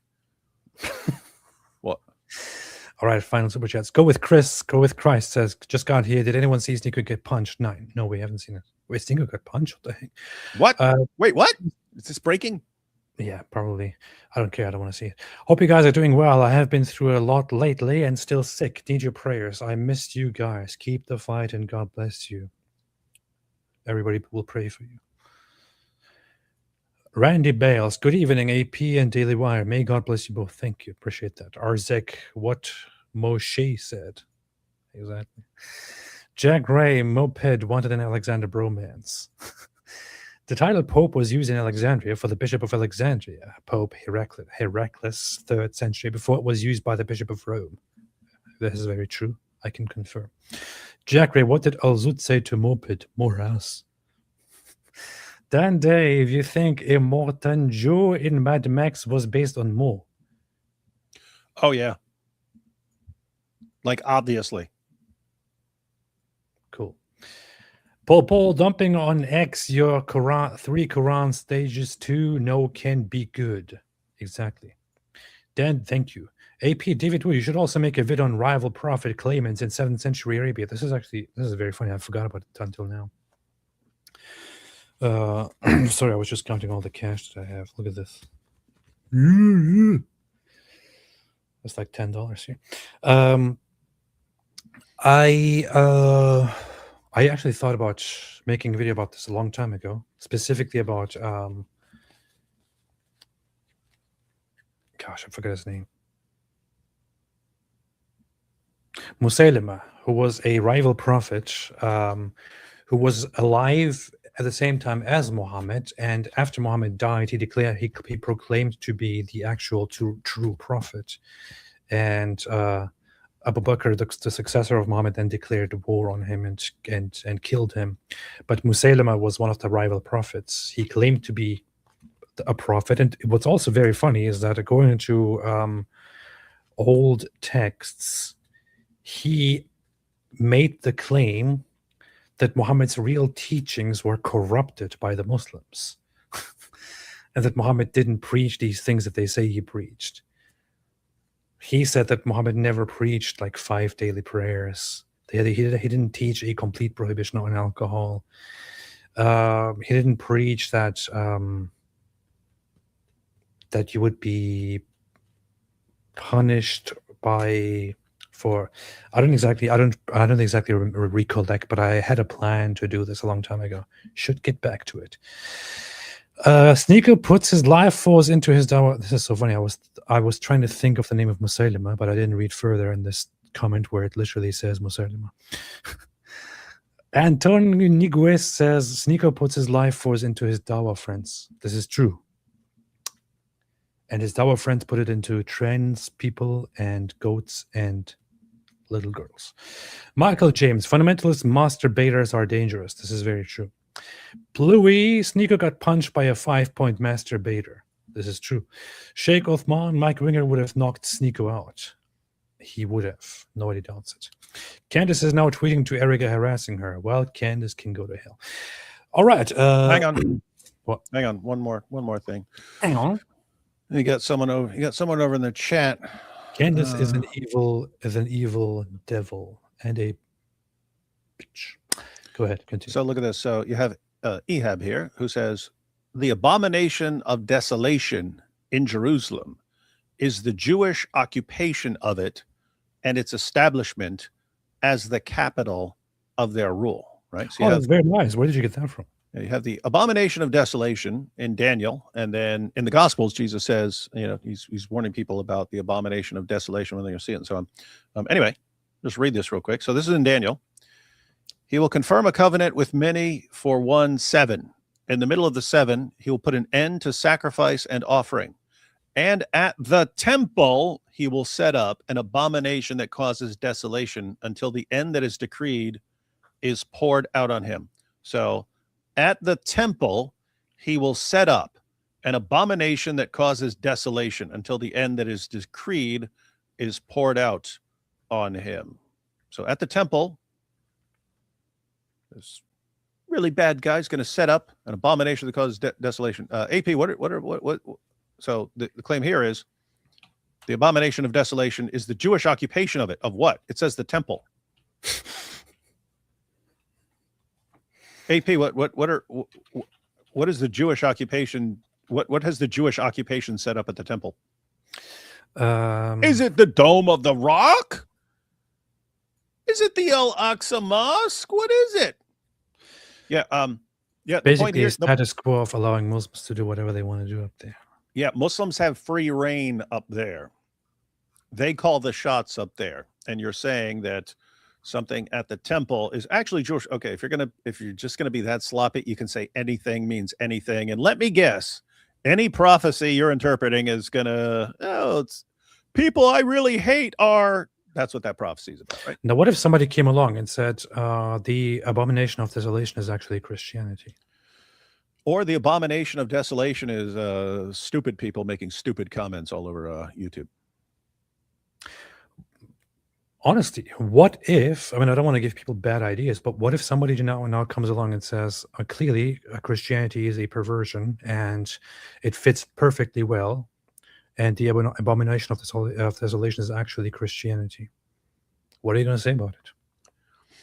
You just made baseless, dumb claims and interpretations, eisegesis based on something that you read. What if somebody else just comes and, does something like that about your beliefs? Because you can say anything means anything if you want to.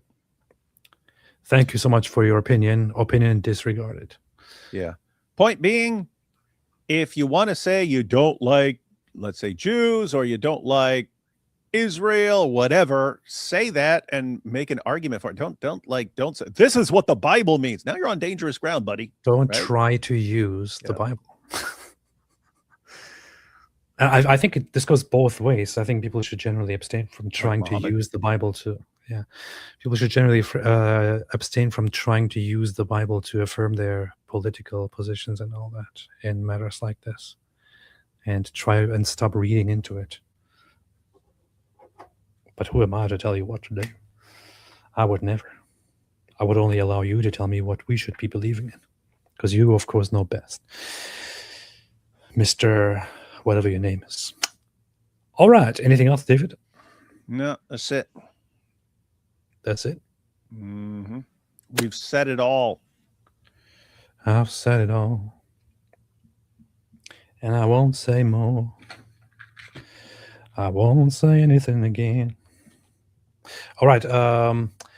That's all there is. With all the critiques and all the fights, I wish everyone all the best, and that you find goodness and faith and love, but not in the gay way or in the Zud way. Thanks for watching, everybody. We shall be back. Thanks for being here and being with us. Love to everybody.